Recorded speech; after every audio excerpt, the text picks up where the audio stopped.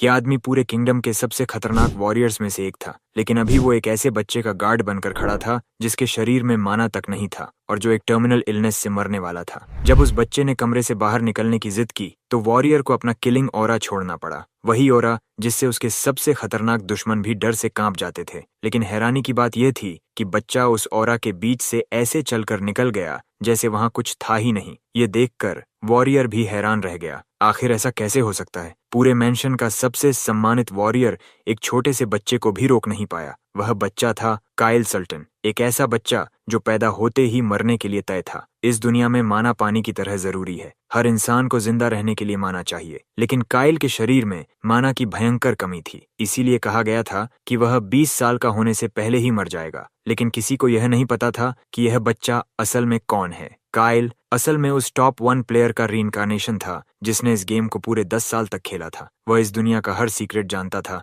यहाँ तक कि काइल की मौत का सच भी। काइल अपनी बीमारी से नहीं मरेगा, बल्कि अपने ही टेरिटरी में होने वाली रिबेलियन में मरेगा, और वह रिबेलियन शुरू करेगा उसका अपना भाई एडोल्फ। काइल एक बहुत ही सम्मानित सोर्ड्समैन फैमिली से आता था, लेकिन दुख की बात यह थी कि उसके पास तलवार चलाने का जरा भी टैलेंट नहीं था। गेम की सारी नॉलेज होने के बावजूद उसे समझ नहीं आ रहा था कि अपनी किस्मत कैसे बदले। धीरे धीरे उसका गुस्सा बढ़ने लगा, वह अपनी सारी फ्रस्ट्रेशन मेड्स पर निकालने लगा। आखिरकार उसके पिता के पास कोई और रास्ता नहीं बचा और उन्होंने उसे कमरे में बंद कर दिया। अब सोचो, परिवार का भविष्य खत्म होने वाला है, उसके पास सोर्ड या मैजिक का टैलेंट नहीं है, बचने की कोई उम्मीद नहीं है, और ऊपर से वह कमरे में कैद है। सच में लगता है जैसे इस बार यूनिवर्स ने उसे खास तौर पर निशाना बनाया हो। लेकिन तभी उसके पीछे अचानक एक अजीब सी रोशनी दिखाई देती है। उस रोशनी में कई ग्लोइंग मैजिक ऑर्ब्स हवा में तैर रहे थे। काइल हैरान रह गया क्योंकि उसने गेम में कभी ऐसा सीन नहीं देखा था। जिज्ञासा में उसने एक ऑर्ब को छू लिया। जैसे ही उसने उसे छुआ, तुरंत कई सिस्टम नोटिफिकेशंस सामने आने लगे और उसका गेम प्रोफाइल खुल गया। तभी उसे पता चला कि उसके अंदर कुछ ऐसे टैलेंट्स हैं जिनके बारे में उसे पहले कभी पता ही नहीं था। 10 साल तक गेम खेलने की वजह से उसके पास दुनिया की सारी नॉलेज थी। वह आने वाली कैटास्ट्रोफीज तक जानता था। अब उसके पास वह सब कुछ था जिससे वह इतिहास का सबसे ताकतवर मेज बन सकता था। उसने तुरंत ट्रेनिंग शुरू कर दी। वह माना को शेप करके तेज एनर्जी ब्लास्ट्स में बदलता और दीवार पर मारता। धीरे धीरे माना उसकी बंद चैनल्स में बहने लगा, उसकी बॉडी बदलने लगी, और अंत में वह बीमारी जो उसे 20 साल में मारने वाली थी पूरी तरह खत्म हो गई। अब काइल सच में आजाद था। इसी दौरान पैलेस की किचन में जील नाम की एक लड़की यंग मास्टर के लिए खाना लेकर जाने की कोशिश कर रही थी, लेकिन बाकी मेड्स काइल के बुरे व्यवहार के खिलाफ प्रोटेस्ट कर रही थीं, इसलिए कोई भी उसे खाना देने नहीं जा रहा था। जब जील ने फिर भी खाना देने का फैसला किया तो एक मेड ने गुस्से में उसकी प्लेट गिरा दी और उसे थप्पड़ मार दिया। तभी वहां मेंशन का एक सम्मानित नोबल लेऑन पहुंचता है। वह तुरंत आदेश देता है कि खाना दोबारा बनाया जाए और यंग मास्टर तक पहुंचाया जाए। उधर काइल अपने कमरे में बैठा सोच रहा था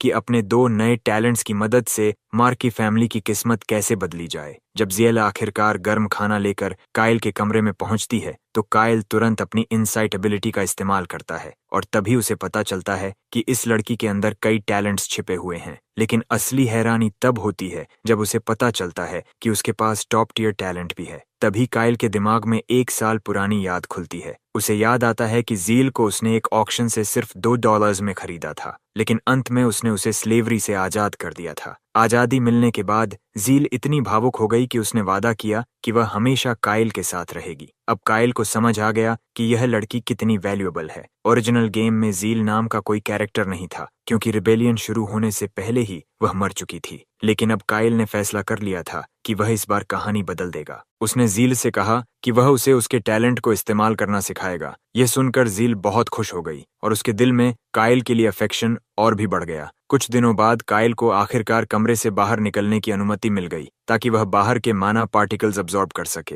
लियोन अपने किलिंग इंटेंट के लिए सजा मांगता है, लेकिन काइल उसे माफ कर देता है और कहता है कि इसकी कोई जरूरत नहीं है। लियोन ये बात काइल के पिता को बताने जाता है। दोनों के बीच बहस शुरू हो जाती है क्योंकि उन्हें समझ ही नहीं आ रहा था कि यह लड़का अचानक इतना मजबूत कैसे हो गया कि एक अनुभवी वॉरियर के किलिंग इंटेंट को भी सह गया। जब लियोन काइल से मिलने जाता है तो वह देखता है कि काइल गहरी मेडिटेशन में बैठा है, बिल्कुल किसी बुधा की तरह शांत। वह वापस जाकर काइल के पिता को बताता है कि काइल पिछले 6 आवर्स से लगातार मेडिटेट कर रहा है। ये सुनकर बूढ़े पिता को पुराने दिन याद आ जाते हैं, जब ट्रेनिंग के दौरान काइल 10 मिनट्स भी टिक नहीं पाता था। लेकिन आज वही लड़का 6 आवर्स से बिना हिले डुले मेडिटेशन कर रहा था। कुछ तो जरूर बदल गया था इस लड़के में। अगली सुबह काइल उठा तो उसके शरीर से माना बाहर बह रहा था। वह उस माना को पूरे शरीर में फैलाने लगा, हर बैरियर को धक्का देकर तोड़ते हुए, जब तक कि वह उसके दिल तक नहीं पहुंच गया। उसी पल वह मैजिक इस्तेमाल करने लायक बन गया। इस दुनिया में मैजिक चलाने के लिए दिल के अंदर मैजिक सर्कल बनाना पड़ता है। यही सीखने के लिए वह अपने फैमिली की लाइब्रेरी पहुंचा। वहां की केयर टेकर हैरान रह गई, क्योंकि उसने काइल को पहले कभी वहां नहीं देखा था। लेकिन काइल को किसी की बात सुनने का समय नहीं था।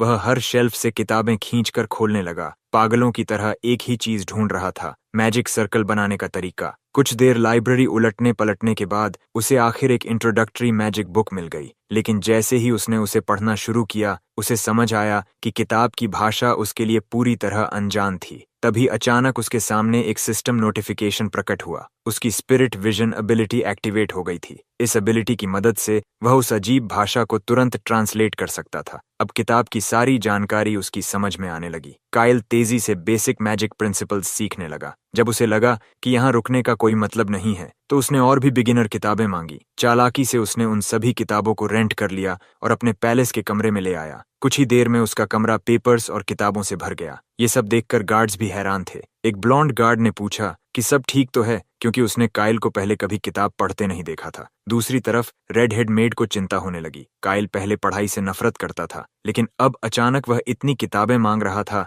जैसे कुछ बड़ा होने वाला हो। जब वॉरियर ने काइल को बेसिक मैजिक प्रिंसिपल्स पढ़ते देखा, तो उसे उसकी माना इलनेस याद आ गई। काइल समझ गया कि वह क्या सोच रहा है और खुद ही बोला कि मैजिक सीखना आसान नहीं है। सच तो यह था कि उस मैंशन में हर किसी को उसका यह बिहेवियर अजीब लग रहा था, लेकिन काइल को फर्क नहीं पड़ता था। उसे याद था कि उसने खुद से वादा किया था, वह इतनी आसानी से मरने वाला नहीं है। उसे हर तरीका आजमाना होगा, चाहे कुछ भी करना पड़े। इसलिए उसने फैसला किया कि वह थोड़ी देर आराम करते हुए जितना हो सके उतना पढ़ेगा। गार्ड को याद आया कि पहले यह वही बच्चा था जो फेंसिंग क्लास के बाद रोने लगता था। उसके पिता ने कभी कहा था कि उन्हें इतना कमजोर बेटा नहीं चाहिए। वह एक कमजोर और रोने वाला बच्चा था जो किसी मुश्किल का सामना नहीं कर पाता था। लेकिन अब सब कुछ बदल चुका था। अचानक काइल ने देखा कि उसके गार्ड के स्टेटस में नया टैग आ गया है, फेवरेट। इसका मतलब था कि उनके बीच रिश्ता बेहतर हो रहा है। गार्ड ने सोचा कि उसे डिस्टर्ब न किया जाए और वह बाहर खड़ा हो गया। अब काइल कमरे में अकेला था, अपनी किताबों के पहाड़ के साथ। अब असली काम शुरू हुआ। उसने अपनी इनसाइट मैजिक एक्टिवेट की।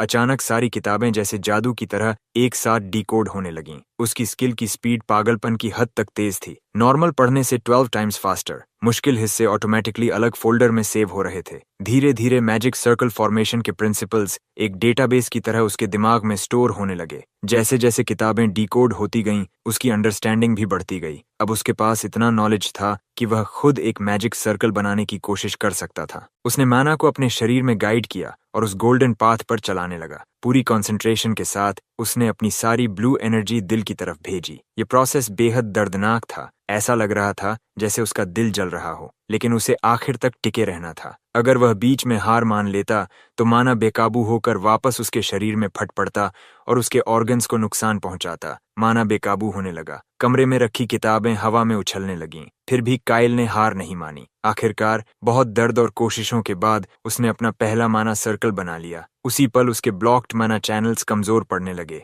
अब उसकी माना अब उसके शरीर के अंदर फंसी हुई नहीं थी। अब वह बाहर की ओर बह रही थी, पहले से कहीं ज्यादा ताकतवर। ये महसूस करते ही वह अंदर से रोमांचित हो गया। आखिरकार उसने अपना लक्ष्य हासिल कर लिया था। अब वह जब चाहे तब मैजिक इस्तेमाल कर सकता था। लेकिन उसी खुशी के बीच उसे अचानक एहसास हुआ कि सुबह हो चुकी है। पूरी रात वह इसी काम में लगा रहा और उसे पता भी नहीं चला। उसके दिमाग में बस इतना ख्याल आया कि उसका दोस्त इस बात पर जरूर गुस्सा होगा, पर इससे पहले कि वह कुछ और सोच पाता, उसकी आंखों के आगे अंधेरा छा गया और वह वहीं बेहोश होकर गिर पड़ा। अगली सुबह लड़की लड़के के लिए उसका नाश्ता लेकर कमरे में आई, लेकिन जैसे ही उसने दरवाजा खोला, सामने का नजारा देखकर वह पूरी तरह से चौंक गई। लड़का फर्श पर बेहोश पड़ा था और उसके चारों तरफ किताबें बिखरी हुई थीं। वह घबरा गई और तुरंत उसे उठाने की कोशिश करने लगी। साथ ही वह समझने की कोशिश कर रही थी कि आखिर रात में यहाँ क्या हुआ था। सिर्फ एक ही रात में एमसी ने कई दिनों से जमा की हुई अपनी सारी माना खर्च कर दी थी, सिर्फ उस मैजिक सर्कल को बनाने के लिए। लेकिन इसी पल के साथ उसकी जिंदगी में एक बिल्कुल नया अध्याय शुरू हो चुका था। अब उसकी जिंदगी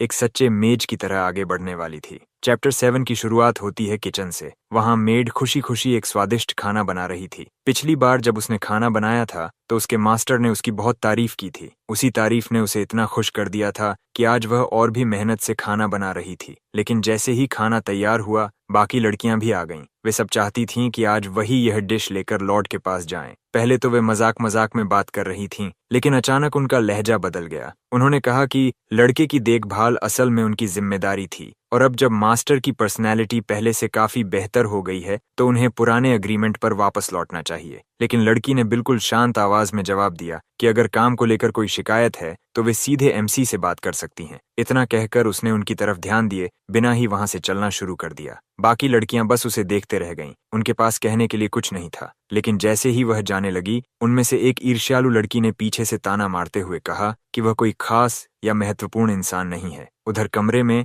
लड़का अपने बिस्तर पर बैठकर आराम से अपना खाना खा रहा था। आज का खाना सीजन्ड मीट से भरा हुआ था और पिछली बार के मुकाबले रेसिपी को थोड़ा बदल दिया गया था, जिससे उसका स्वाद हर दिन और भी बेहतर होता जा रहा था। पिछले कुछ समय से वह रोज कड़ी ट्रेनिंग कर रहा था। इसी दौरान उसने हेड शेफ से कुछ नई रेसिपीज भी सीख ली थीं। खाने के बाद उसके मन में एक और सवाल आया। वह जानना चाहता था कि स्पिरिट मैजिक की पढ़ाई कैसी चल रही है। सबसे पहले उसे उस मैजिक स्टाइल की इंट्रोडक्शन बुक चाहिए थी, लेकिन लड़की काफी समझदार थी। उसने बिना किसी मैजिकल मदद के पहले ही आधी किताब पढ़ ली थी। अब तक जो कुछ उसने पढ़ा था उससे यह साफ लग रहा था कि वह एक मेहनती परिवार से आती है और धीरे धीरे लेकिन लगातार सीखती रहती है। उसकी उम्र के हिसाब से उसकी टैलेंट काफी अच्छी थी, लेकिन अभी भी वह पर्याप्त नहीं थी। किताब बंद करते हुए लड़के ने कहा कि अभी उसके पास समय कम है और उसे और ज्यादा ताकतवर बनना होगा। उसने बताया कि 2 महीनों के अंदर परिवार में सक्सेशन सेरेमनी होने वाली है, लेकिन उसी दिन एक भयानक घटना भी होने वाली है।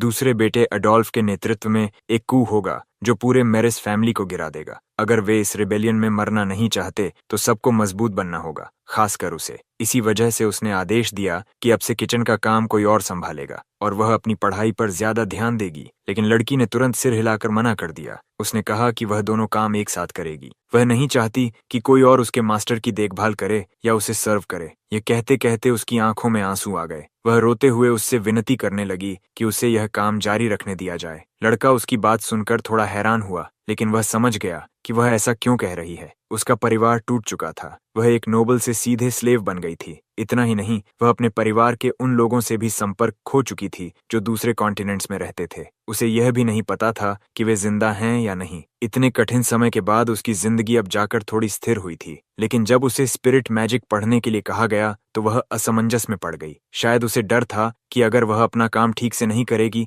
तो उसे मैंशन से निकाल दिया जाएगा। लेकिन लड़के ने उसे फिर से भरोसा दिलाया। उसने कहा कि वह वही इंसान है जिस पर वह सबसे ज्यादा भरोसा करता है। वह कभी अपने लोगों को छोड़ता नहीं है और हमेशा उनकी रक्षा करता है। उसने यह भी वादा किया कि उसने उसे यह सब पढ़ने के लिए बिना किसी महत्वपूर्ण कारण के नहीं कहा है। उसने बताया कि उसकी स्किल्स बहुत सावधानी और मेहनत से भरी हुई हैं। अगर वह इसी तरह मेहनत करती रही तो एक दिन उसे हेडमेड के पद पर भी प्रमोट किया जा सकता है। लेकिन मैंशन में ऐसे बहुत से लोग हैं जो कभी भी उसकी जगह ले सकते हैं। इसीलिए उसने उससे पूछा कि क्या वह जानना नहीं चाहती कि इस आर्ट में ट्रेनिंग लेने के बाद क्या होगा। स्पिरिट मैजिक वाले मेज दुनिया में बेहद सम्मानित होते हैं और बहुत ही रेयर भी। अगर वह इसे सीख लेती है तो वह एक अद्भुत मेज बन सकती है और पूरी दुनिया उसका सम्मान करेगी, और तब तक इस फील्ड में उसकी जगह कोई एनपीसी भी नहीं ले पाएगा। ये सुनकर लड़की खुद भी हैरान रह गई। उसे यकीन नहीं था कि वह इतना बड़ा काम कर पाएगी। लेकिन जब लड़के ने उसे वह किताबें थमाईं तो उसने मुस्कुराते हुए कहा कि वह एक दिन सबसे महान मेज बनेगी। लड़की ने उन किताबों को लिया और अपने लॉर्ड को गले लगा लिया। उसे अपने मास्टर पर पूरा भरोसा था और उसने फैसला कर लिया कि वह पूरी ताकत से मेहनत करेगी। इसके बाद उनके रिलेशनशिप का लेवल बढ़कर 60 तक पहुंच गया। कुछ समय बाद लड़की को ऑफिशियली मास्टर की पर्सनल मेड बना दिया गया ताकि वे दोनों साथ साथ पढ़ाई कर सकें। लड़के की पर्सनल नीड्स का ध्यान रखते हुए उसे एक प्राइवेट रूम में शिफ्ट कर दिया गया। अब से वही उसकी नई जगह बनने वाली थी जहां वह शांति से स्टडी और ट्रेनिंग कर सके। यहाँ सिक्योरिटी भी बेहतर थी और उसे उन जेलस लड़कियों की चिंता भी नहीं करनी पड़ती थी। उसे यह जगह बहुत पसंद आई क्योंकि अब वह अपने लॉर्ड के कमरे के काफी करीब थी। दोनों ने मिलकर फैसला किया कि चाहे जो भी हो वे पूरी मेहनत करेंगे और हर हाल में सरवाइव करेंगे। जब लड़की अपने कमरे में पढ़ाई कर रही होती तो कभी कभी खिड़की से बाहर देखकर लड़के को गार्डन में टहलते हुए देखती। हर बार जब वे मिलते उनके बीच अपनापन थोड़ा और बढ़ जाता और उनका रिलेशनशिप और मजबूत हो जाता। कुछ समय बाद वॉरियर को एक जरूरी खबर सुननी पड़ी। यह खबर महान लॉर्ड एडल्फ के बारे में थी। उसे पता चल गया था कि उसका छोटा भाई बदल गया है। हाल ही में वह काफी मजबूत हो गया था और हर दिन लगातार ट्रेनिंग कर रहा था। साथ ही वह मैजिकल स्टडीज पर भी ध्यान दे रहा था और उसकी पर्सनैलिटी भी पहले से बहुत बेहतर हो गई थी। अब वह पहले जैसा परेशान करने वाला नहीं रहा था। यह सब जानकर एडोल्फ को एहसास हुआ कि उसका भाई आखिरकार मैच्योर हो गया है। इसलिए उसने सोचा कि बड़े भाई होने के नाते उसे जाकर उससे मिलना चाहिए। चैप्टर 8 की शुरुआत होती है। लड़के की सुबह की सैर में हमेशा अपने दोस्त से मिलने का एक पल शामिल होता था। इस बार वह उसे एक ऐसी जगह ले जाना चाहता था जहां कोई देख न सके। उसने कहा कि वह वहां एक मैजिक एक्सपेरिमेंट करने वाला है। दोनों किंगडम की सीमा से बाहर एक ऐसी जगह पहुंचे जो घने पेड़ों से ढकी हुई थी। जब वह ट्रेनिंग करेगा तब उसका दोस्त आसपास नजर रखेगा ताकि कोई भी उनके करीब न आए और उनका सीक्रेट बाहर न जाए। ब्लॉन्ड लड़का थोड़ा चिंतित दिख रहा था क्योंकि उसका दोस्त उस बीमारी के साथ ट्रेनिंग नहीं करना चाहिए था। लेकिन अब लॉर्ड काइल पहले जैसा नहीं था। अब वह अपनी एनर्जी को सच में कंट्रोल कर सकता था। उसने सामने खड़े एक पेड़ की तरफ एक पावरफुल मैजिक मिसाइल छोड़ी। अगले ही पल एक जोरदार एक्सप्लोजन हुआ। उस धमाके की ताकत देखकर दोनों ही हैरान रह गए। अटैक इतना शक्तिशाली था कि उसने पेड़ को पूरी तरह नष्ट कर दिया। इससे साफ हो गया कि यह टेस्ट सफल रहा। आवाज इतनी तेज थी कि शायद मैंशन तक भी सुनाई दे सकती थी, लेकिन ऑरा ने उस शोर को दबा दिया। ब्लॉन्ड दोस्त की तेज रिफ्लेक्सेस सही समय पर काम आईं और उनका सीक्रेट सुरक्षित रहा। काइल ने बताया कि कुछ दिन पहले उसने लाइब्रेरी से ली हुई किताब की इंस्ट्रक्शंस फॉलो करके अपना पहला मैजिक सर्कल बना लिया था। उसी के साथ ऑरा की मदद से उसने उस बीमारी को भी काबू कर लिया जो उसे हर दिन परेशान करती थी। मुस्कुराते हुए वह अपना मैजिक दिखाते हुए कहता है कि वह इतनी जल्दी मरने वाला नहीं है। तब उसके दोस्त को समझ आया कि पिछले कुछ दिनों से उसके दोस्त में जो बदलाव महसूस हो रहा था वह आखिर क्यों था। उसने अपने छोटे भाई को अपनी समझदारी से खुद को हील करने के लिए बधाई दी। अब उनके बीच का रिश्ता भी बेहतर हो गया, जैसे किसी ऐसे इंसान के लिए होता है जो परसिवरेंस की कद्र करता है। लेकिन एक बात अभी भी अजीब थी। ये magic missile technically first circle का स्पेल था और इसकी ताकत किसी बड़े ब्रूट के पंच जितनी भी नहीं होनी चाहिए थी, मगर असल में इसकी पावर किसी 4th लेवल सर्कल जैसी लग रही थी। ये सच में पागलपन जैसा था कि एक बिगिनर मेज ने 4थे रैंक की क्षमता अनलॉक कर ली थी। शायद लड़का एक प्रोडिजी था जिसे पहले कभी नोटिस ही नहीं किया गया। अपनी स्किल की वजह से वह लाइब्रेरी की लगभग सारी किताबें पढ़ चुका था और उसने महीनों की पढ़ाई बचाकर सीधे पहला सर्कल बना लिया था। लेकिन पढ़ाई के दौरान उसके दिमाग में एक सवाल आया, यहाँ मैजिक ओरिजिनल गेम से इतना अलग क्यों है? यहाँ उसे पहले रिचुअल ड्रॉ करना पड़ता है और फिर स्पेल एक्टिवेट करने के लिए मुश्किल इक्वेशंस हल करनी पड़ती हैं, जबकि गेम में मैजिक काफी सिंपल था। बस एक सिंबल बनाओ और माना खुद ही एक्टिवेट हो जाता था। लेकिन उसकी मैजिक बिल्कुल यूजर फ्रेंडली नहीं थी और जरूरत से ज्यादा पावरफुल थी। यही असली समस्या थी, क्योंकि अभी सही समय नहीं था कि वह अपनी असली पहचान सबके सामने दिखाए। इसीलिए उसने अपने दोस्त से कहा कि यह बात सिर्फ उन दोनों के बीच सीक्रेट रहनी चाहिए। लेकिन जिस तरह उसने यह बात कही उससे उनके रिलेशनशिप में थोड़ी गिरावट आ गई, क्योंकि उसका दोस्त ऐसे सीक्रेट रखने वाली बातों को पसंद नहीं करता था। असल वजह यह थी कि काइल नहीं चाहता था कि लोगों को उसकी असली ताकत का पता चले। उसे याद था कि 2 महीनों के अंदर रिबेलियन होने वाली है। यह बात याद आते ही ब्लॉन्ड लड़का भी घबरा गया, क्योंकि उसी समय सक्सेशन सेरेमनी भी होने वाली थी। परंपरा के अनुसार परिवार अपने अगले सक्सेसर को उसकी कॉम्पिटेंस के आधार पर चुनता था। इसमें पर्सनैलिटी, सोर्ड टैलेंट और कई दूसरे फैक्टर्स भी देखे जाते थे। इन सब के आधार पर हर उम्मीदवार का मूल्यांकन होता था और फिर सबसे प्रॉमिसिंग एयर को चुना जाता था। अभी के समय में 2 नाम सबसे ज्यादा चर्चा में थे। पहला था सबसे बड़ा बेटा महान एबल और दूसरा था दूसरा बेटा चालाक और निर्दयी एडोल्फ। सबसे बड़ा बेटा मैरिस फैमिली का लेजिटिमेट वारिस था और सबसे प्रसिद्ध उम्मीदवार भी। वह स्वभाव से दयालु था और उसकी सोर्ड स्किल्स भी कमाल की थीं, क्योंकि वह बचपन से ट्रेनिंग कर रहा था। दूसरी तरफ एडोल्फ भी लेजिटिमेट था, लेकिन अपने बड़े भाई की ज्यादा टैलेंट की वजह से उसे लंबे समय तक नजरअंदाज किया गया। मगर बड़े होते होते उसकी एबिलिटीज अचानक बहुत बढ़ गईं और उसने काफी सपोर्टर्स भी जुटा लिए। सच कहें तो उसका व्यक्तित्व किसी गैंग लीडर जैसा लगता था। जब वे दोनों आमने सामने आए तो तुरंत ही माहौल अजीब सा हो गया। दोनों ऐसे बर्ताव करने लगे जैसे सामने वाला मौजूद ही नहीं हो। हल्की हल्की तानेबाजी शुरू हो गई। गोल्डन नाइट ने मुस्कुराते हुए कहा कि वह तो इतना खोया हुआ था कि उसे उनके आने का पता ही नहीं चला। लेकिन यह बहाना मानना मुश्किल था, क्योंकि उसके पास 5 साल की उम्र से ही एक बेहद मजबूत ऑरा था। ये बस बचपन की एक छोटी सी कहानी थी जिसे दोहराने का खास मतलब नहीं था। दूसरी तरफ बीच वाला भाई अडोल्फ अपनी ऑरा को 15 साल की उम्र में जाकर जागृत कर पाया था, जो काफी देर से माना जाता है। हालांकि इस दुनिया में ऐसा होना असामान्य नहीं था। कई लोग लेट ब्लूमर होते हैं और बहुत बाद में मैजिकल ट्रेनिंग शुरू करते हैं। अचानक क्रूल गाय के फॉलोअर्स के बीच झगड़ा शुरू हो गया। यह देखकर एडोल्फ को गुस्सा आ गया, क्योंकि वह जानता था कि अपने पिता के घर के नियमों का अनादर नहीं किया जा सकता। एबल ने हल्की मुस्कान के साथ कहा कि उसके भाई के सबऑर्डिनेट्स काफी अच्छी तरह ट्रेंड हैं और किसी संभावित एयर की सेवा करने के लायक हैं। लेकिन दोनों भाइयों के बीच का तनाव और बढ़ गया। एडोल्फ ने ठंडे अंदाज में कहा कि वे अभी जितना चाहे हंस लें, क्योंकि ज्यादा समय तक यह हंसी नहीं चलेगी। जब वह वहां से गया तो उसकी यह आखिरी लाइन काफी सस्पिशियस लगी और माहौल थोड़ा डरावना हो गया। उधर खाना खाते समय एमसी आने वाली सेरेमोनी के बारे में सोचने लगा। 2 महीनों बाद सक्सेशन सेरेमोनी होने वाली थी। इस टेरिटरी में वह नियम नहीं था कि सबसे बड़ा बेटा ही सब कुछ विरासत में पाए। यहाँ एयर को चुना जाता था और चुने जाने के लिए सबसे अहम क्राइटेरिया थे स्ट्रेंथ और रैंकिंग। इसमें सिर्फ एक एक्सेप्शन था, यंग मास्टर। उसकी बीमारी की वजह से उसे शुरू से ही सक्सेशन से बाहर कर दिया गया था। उसके अलावा उसका तीसरा बड़ा भाई जो ड्यूक था भी इन राजनीतिक चालों में शामिल नहीं हो सकता था। इसलिए अभी असल मुकाबला 2 बड़े भाइयों के बीच था, एबल और एडोल्फ। सेरेमोनी में ज्यादा समय नहीं बचा था। उससे पहले कोई बड़ा कदम उठाना भी आसान नहीं था, और अगर एमसी की पावर्स किसी को पता चल गईं तो हालात और भी खतरनाक हो सकते थे। भविष्य में सिर्फ 2 तरह की प्रतिक्रियाएं हो सकती थीं। या तो वे उसे अपना एलाई बनाने की कोशिश करेंगे या फिर उसे जितनी जल्दी हो सके खत्म कर देंगे। इतिहास में सक्सेशन की लड़ाइयों के दौरान कई बार भयानक ब्लडबाथ हुए थे। गेम की लोर के मुताबिक एडोल्फ निश्चित रूप से हीरो को खत्म करने की कोशिश करेगा। शुरू से ही उसका प्लान पूरे परिवार को मिटाकर खुद शासन करने का था। इसीलिए एमसी का मौजूदा लक्ष्य था अपनी बीमारी को पूरी तरह हराना और अच्छे लोगों के साथ अलायंसेस बनाना। उसके सामने बैठे लियोन को समझ में आ गया था कि मेजेस को अपनी एबिलिटीज छिपाकर रखनी पड़ती हैं ताकि वे खुद को सुरक्षित रख सकें। लेकिन इस घटना के बाद वह जरूर एमसी की ताकत के बारे में फैमिली हेड को रिपोर्ट करेगा। अभी के लिए वॉरियर की लॉयल्टी मार्की के प्रति थी, यंग मास्टर के प्रति नहीं। फिर भी हीरो अपने दोस्त के लिए कुछ करने की योजना बना रहा था। यह सुनकर ब्लॉन्ड लड़का थोड़ा चिंतित हो गया। उसे समझ नहीं आ रहा था कि एमसी सच में मेज बनने को कितना गंभीरता से ले रहा है।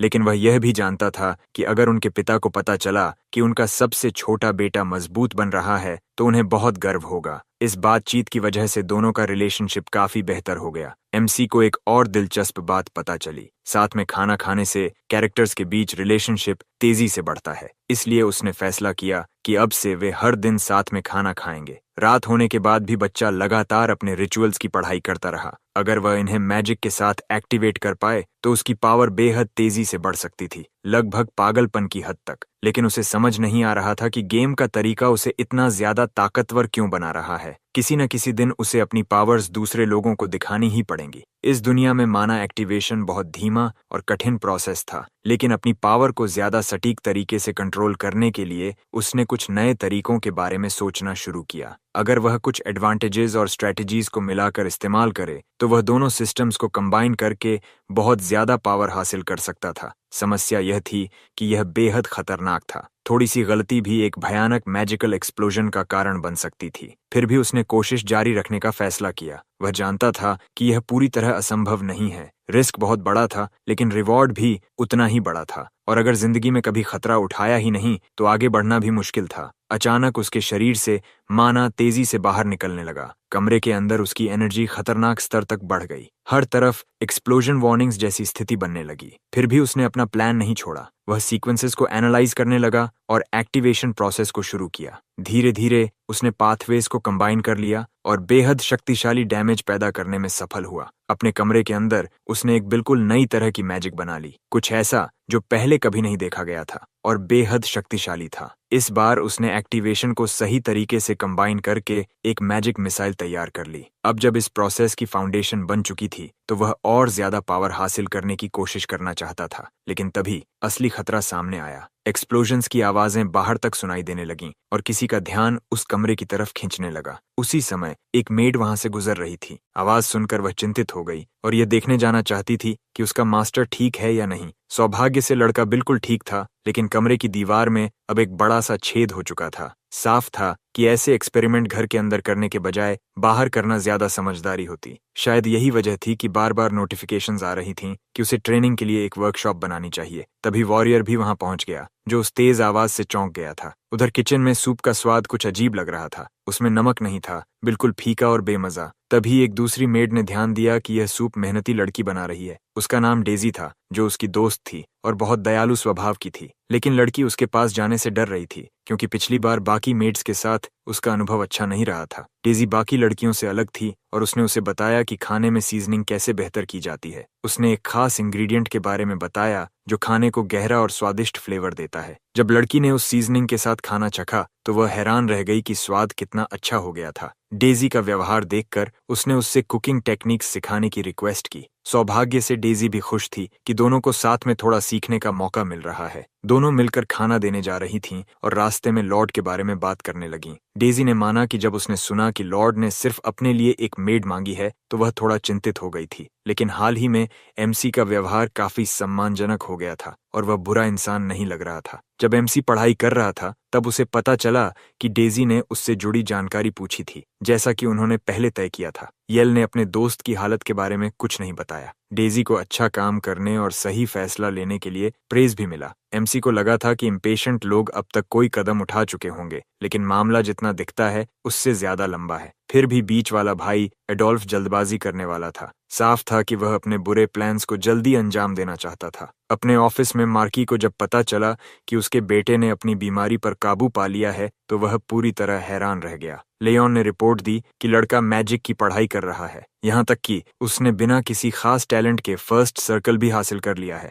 यह सुनकर फैमिली हेड बिल्कुल स्तब्ध रह गया। उसे याद था कि एमसी की हालत कितनी खराब थी और वह लगभग हमेशा उदास रहता था। इसी वजह से पिता और बेटे के बीच अक्सर झगड़े होते थे और वे एक दूसरे से दुश्मनों की तरह बहस करते थे। एक बेहद बुरे पल में लड़के ने अपने ही पिता को यह कहते सुना था कि वह ऐसा बेटा कभी नहीं चाहता था जो सिर्फ परेशानियां पैदा करे। अब साफ दिख रहा था कि आदमी को उस गुस्से में कई बातों का पछतावा है। उस बीमारी को हराने के लिए किसी के पास असामान्य मैजिक टैलेंट होना जरूरी था और ऐसा टैलेंट आमतौर पर 5 साल की उम्र में ही दिखाई देता है। शायद यह पहली बार था जब किसी ने 13 साल की उम्र में यह कर दिखाया हो। इसमें कोई शक नहीं था कि काइल ने अपनी समस्या को पार कर लिया है, क्योंकि अब वह मैजिक मैनिपुलेट कर सकता था। यह सच में एक चमत्कार था। फिर भी शायद लड़का अपने पिता से नाराज होगा, लेकिन वॉरियर ने कहा कि कोई नाराजगी नहीं है, असल में मामला उल्टा है। लड़के ने खुद कहा था कि वह फैमिली हेड से व्यक्तिगत रूप से मिलना चाहता है, क्योंकि वह लगभग हमेशा घर के अंदर ही रहता है और बाहर जाने के लिए मार्की की परमिशन चाहिए। उसने जोर देकर कहा कि उसके पिता जानते हैं कि वह उनसे अकेले में मिलना चाहता है। ये सुनकर आदमी ने निष्कर्ष निकाला कि अभी उनके बीच कोई रिजेंटमेंट नहीं है। ये बात सुनकर दुखी पिता के चेहरे पर फिर से खुशी लौट आई, क्योंकि अब वह अपने बेटे से मिल सकता था। उसी समय लड़का अच्छे कपड़ों में तैयार होकर मेरिस से मिलने पहुंच गया। चैप्टर 11। वह एक सम्मानित सोर्ड्समैन परिवार का हेड था, जिसने कई पीढ़ियों से बॉर्डर को मॉन्स्टर्स से बचाया था। पूरे कॉन्टिनेंट में मौजूद सिर्फ 5 सोर्ड मास्टर्स में से एक और सबसे महत्वपूर्ण प्रोटैगनिस्ट का पिता। उसके पास जाते ही लड़के के हाथ बिना किसी वजह के कांपने लगे, लेकिन उसका शरीर अब भी उन पुराने डर और रिजेंटमेंट को याद कर रहा था। उसे वह समय याद आया जब वे तलवार की ट्रेनिंग करते थे और उसे बार बार डांटा जाता था। वह इतना कमजोर था कि लकड़ी की तलवार भी नहीं उठा पाता था। वह तलवार उसके लिए बहुत भारी थी। एक ऐसे सोर्ड्समैन परिवार के लिए यह बहुत बड़ी निराशा थी, जहां कभी इतना कमजोर बच्चा पैदा नहीं हुआ था। लंबे समय तक उसे लगता रहा कि वह बेकार है, क्योंकि वह तलवार इस्तेमाल नहीं कर सकता था। उसे डर था कि एक दिन उसे छोड़ दिया जाएगा। ये सारी भावनाएं प्रोटैगनिस्ट के मन में एक साथ उमड़ पड़ीं, क्योंकि उसे सब कुछ याद आ गया था। ये यादें असल में इस शरीर के असली मालिक उस प्रिंस की थीं, लेकिन क्योंकि उनकी आत्माएं आपस में उलझ गई थीं, उनकी भावनाएं भी एक दूसरे से जुड़ गई थीं। सौभाग्य से अब इस शरीर को नियंत्रित करने वाला वही डरपोक लड़का नहीं था, क्योंकि वह सिर्फ वह लड़का ही नहीं था, बल्कि असल जिंदगी का एक वयस्क इंसान ली भी था। उसका लक्ष्य था यह साबित करना कि काइल सुल्टरान सम्मान पाने के लायक है। आखिरकार दोनों आमने सामने बैठे और कमरे में एक अजीब सी खामोशी छा गई। लगता था कि हीरो इस मुलाकात में अपने पिता से कुछ कहना चाहता था। नियम साफ थे, उसे बिना अनुमति अपने कमरे से बाहर जाने की इजाजत नहीं थी। हाल ही में पढ़ाई करने की वजह से उसे लाइब्रेरी जाने की अनुमति मिल गई थी, लेकिन उसे कोई परेशानी खड़ी नहीं करनी थी। हीरो अपने पिता पर बिल्कुल भरोसा नहीं करता था, क्योंकि पहले बहुत सारी समस्याएं हो चुकी थीं। फिर भी उसका पिता पूरे कॉन्टिनेंट के सबसे शक्तिशाली लोगों में से एक था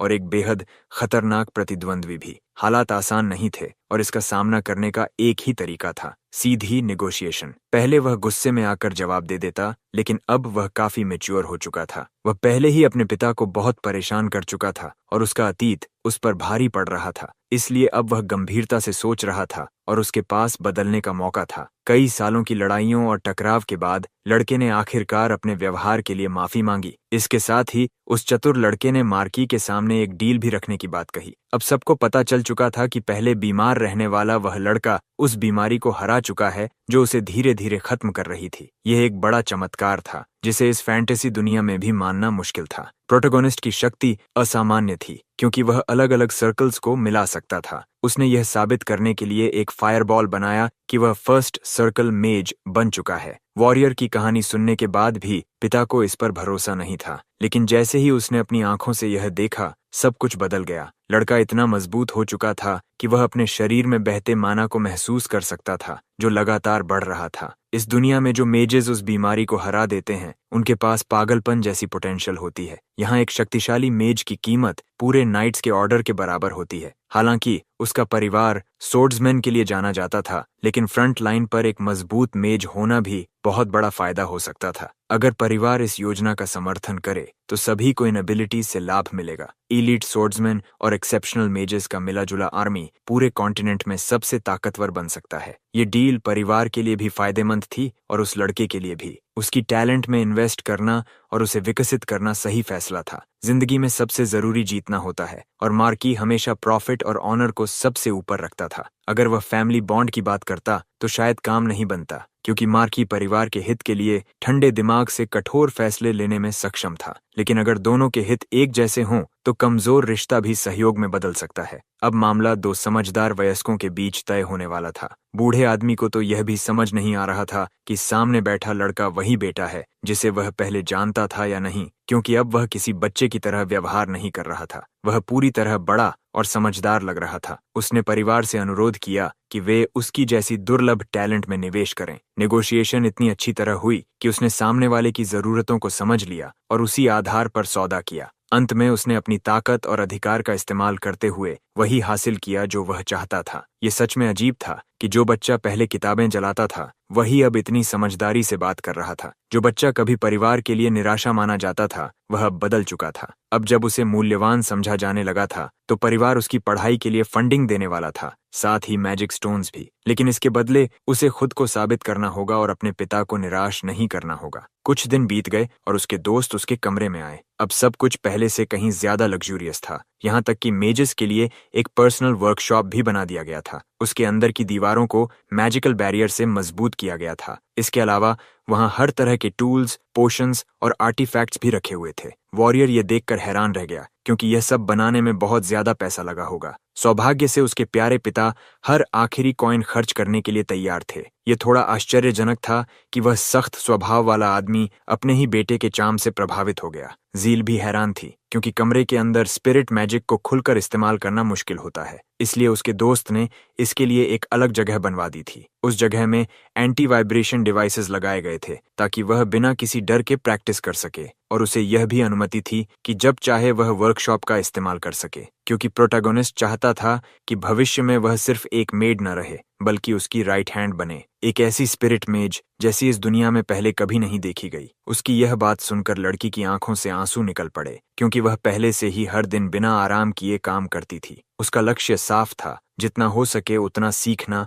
और किसी काम की बनना। दोनों के बीच का रिश्ता और भी मजबूत हो गया और सब कुछ ठीक चलता हुआ लग रहा था। तभी अचानक कुछ स्टोन्स चमकने लगे और लड़की का ध्यान उनकी ओर गया। स्पिरिट सर्कल प्रतिक्रिया दे रहा था और ऐसा लग रहा था जैसे वह नियंत्रण से बाहर हो रहा हो। रिचुअल से एक अजीब सी रोशनी निकली और उससे एक अधूरा स्पिरिट बनने लगा। सच कहें तो वह बेहद प्यारा लग रहा था। वह तुरंत उस मेड के साथ दोस्ताना हो गया जिसने अनजाने में उसे समन कर दिया था। लगता था कि लड़की ने बस वर्कशॉप के पास से गुजरते हुए ही गलती से उसे बुला लिया था। वह छोटा सा मैस्कॉट लड़की की टैलेंट के साथ बिल्कुल मेल खाता था। यह वाकई आश्चर्यजनक था क्योंकि यह टेक्निक अलग तरह की मैजिक मांगती थी। शायद उसकी भावनाओं ने स्पिरिट स्टोन को प्रतिक्रिया देने पर मजबूर कर दिया और उसी से वह मस्कॉट बन गया। जो स्टोन्स अभी अभी खरीदे गए थे वे तुरंत इस्तेमाल हो गए। लड़के ने तो सोचा भी नहीं था कि कहानी में इतनी जल्दी ऐसा कुछ हो जाएगा। इसके अलावा वह छोटा सा अस्तित्व बहुत हाई लेवल का था और उसे इनसाइट से पहचानना भी संभव नहीं था। आकार छोटा होने के बावजूद उसकी शक्ति इतनी ज्यादा थी कि मानव क्षमताओं से उसे पढ़ना असंभव था। उसका नाम ऐश था और लगता था कि वह लाइट का एक प्राचीन स्पिरिट है।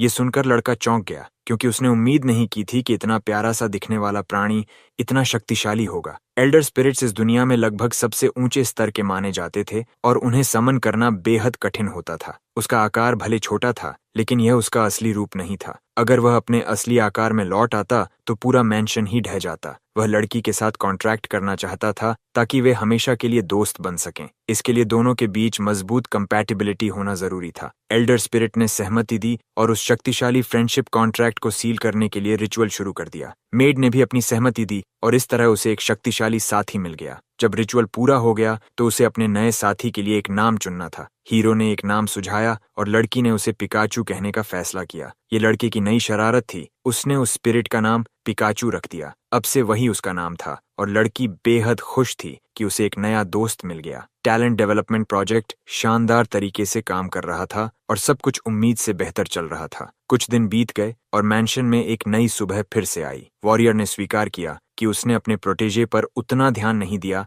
जितना एक बड़े भाई को देना चाहिए था। तभी सामने खड़ा व्यक्ति सामने आया। वह एडोल्फ था जिससे वह काफी समय से नहीं मिला था। चैप्टर 13 की शुरुआत में दोनों भाई एक मीटिंग में बैठे थे और मेड उनकी सेवा कर रही थी। गैंग लीडर ने उस लड़की को पहचान लिया। वह वही लड़की थी जिसे बहुत समय पहले मार्केट में स्लेव के रूप में बेचा गया था। उसने उसकी तारीफ करते हुए कहा कि वह सुंदर है और यह मजाकिया लगता है कि वह आखिरकार एक मेड बन गई। फिर उसने एक भद्दे अंदाज में कहा कि उसे अपने घर भेज दिया जाए। साफ था कि वह यहाँ उस खबर के कारण आया था जिसमें कहा गया था कि बीमारी ठीक हो गई है और उसने बातचीत की शुरुआत ही गलत तरीके से की। हीरो उसे वहां छोड़ना नहीं चाहता था, इसलिए उसने पूछा कि क्या किसी और को चुना जा सकता है ताकि स्थिति आसानी से संभल जाए। उसे अलग तरह से व्यवहार करना था। अंत में यह सब सिर्फ एक प्रोवोकेशन था। वह आदमी सच में किसी और की मेड को अपने घर नहीं ले जाने वाला था। फिर भी लड़के को समझ आ गया कि फिलहाल उसे झुकना पड़ेगा क्योंकि वह अभी रिश्ता खराब करने का जोखिम नहीं उठा सकता था।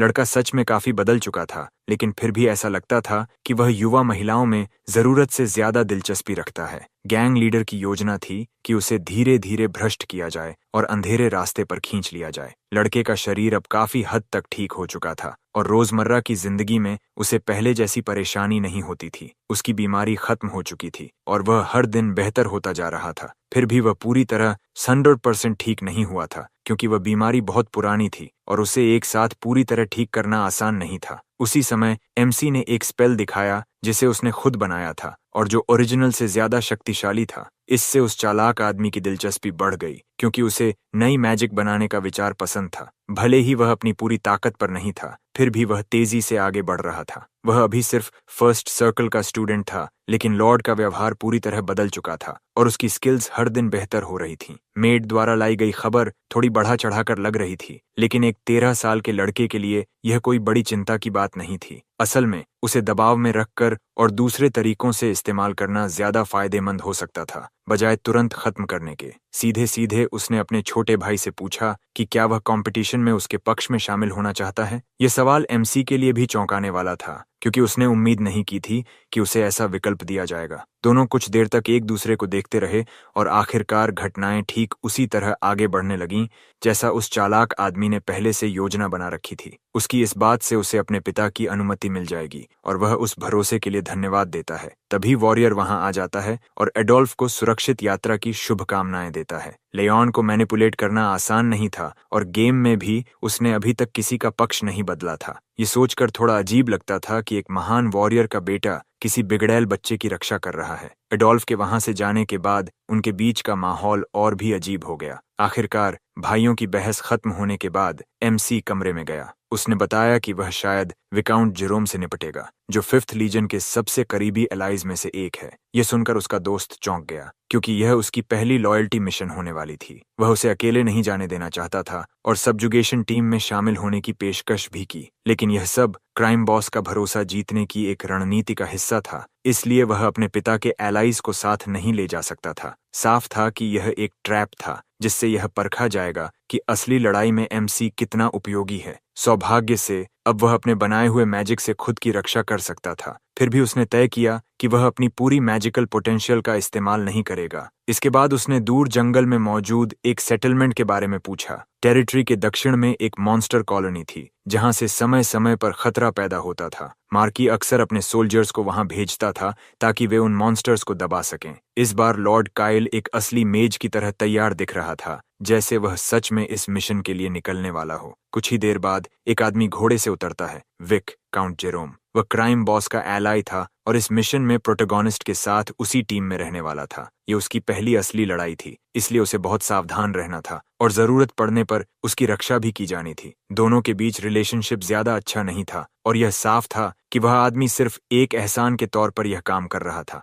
फिर भी वे दोनों निकल पड़े और रास्ते में ज्यादा बात नहीं हुई। विक काउंट को आदेश मिला था कि वह लड़के पर नजर रखे और देखे कि लड़ाई में उसकी स्किल्स कैसी हैं, लेकिन उसे विश्वास नहीं था कि ऐसा कमजोर लड़का जिसके शरीर में एक खतरनाक बीमारी रही है कोई खास काम कर पाएगा। लड़ाई के दौरान लड़के ने सामने मौजूद गॉब्लिन्स पर लाइटनिंग स्पेल्स छोड़े। हमला बिल्कुल सटीक था, सिर्फ एक ही बार पूरे ग्रुप को खत्म करने के लिए काफी था। यह देखकर पूरी टीम प्रभावित हो गई और सभी का नजरिया बदल गया। सब खुश दिखाई देने लगे। मिशन जल्दी खत्म हो गया और यह हाल के समय की सबसे आसान सबजुगेशन साबित हुई, सिर्फ हीरो की वजह से। विक काउंट ने इससे पहले कभी इतनी आसान जीत नहीं देखी थी। लड़के की रेपुटेशन तेजी से बढ़कर लेवल 90 तक पहुंच गई। बेशक जब लॉर्ड एडोल्फ को पता चलेगा कि उसके छोटे भाई ने कितना अच्छा प्रदर्शन किया तो वह जरूर खुश होगा। अब अगला कदम वही होगा जो उसने पहले से योजना में सोचा था। चैप्टर 14 की शुरुआत कैंप में होती है। जीत की खुशी में सभी जश्न मना रहे थे, क्योंकि इस बार की सफलता का श्रेय उस बच्चे को जा रहा था। लड़का मासूमियत से कहता है कि वह इस तारीफ का हकदार नहीं है क्योंकि उसने कोई खास काम नहीं किया, लेकिन सोल्जर्स मानते हैं कि उन्होंने यंग मास्टर को पहले गलत समझा था और अब वे उसकी स्किल्स की खुलकर तारीफ करने लगे। लड़ाई में अच्छा होने के साथ साथ उसने कैंप का साधारण खाना खाने को लेकर भी कोई शिकायत नहीं की। उसकी मैच्योरिटी उसकी उम्र से कहीं ज्यादा लग रही थी। जब उसने सोचा कि उसका भाई भी पहले ऐसे ही खतरनाक मिशंस पर जाता था, तो उसे एहसास हुआ कि जब उसकी बारी आई है तो वह एक स्पॉइल्ड ब्रैट की तरह व्यवहार नहीं कर सकता। सैनिक यह देखकर हैरान रह गए कि वह क्राइम बॉस की इतनी इज्जत करता है। असल में उसकी योजना बिल्कुल उम्मीद के मुताबिक आगे बढ़ रही थी। अब सोल्जर्स प्रोटैगनिस्ट को पसंद करने लगे थे और वे उसके बारे में अच्छी बातें फैलाने को तैयार थे। जब बाकी सभी सो गए तब वह एडवेंचरर कैंप से ज्यादा दूर नहीं, थोड़ी सैर के लिए निकल पड़ा। क्योंकि वह सिर्फ एक बच्चा था, किसी को उस पर शक नहीं हुआ और सभी ने उसकी मासूमियत पर भरोसा कर लिया। आज की जीत के बाद नाइट्स पूरी तरह थक चुके थे और अपने बिस्तरों पर गिरते ही सो गए। सिर्फ कुछ गार्ड्स बचे थे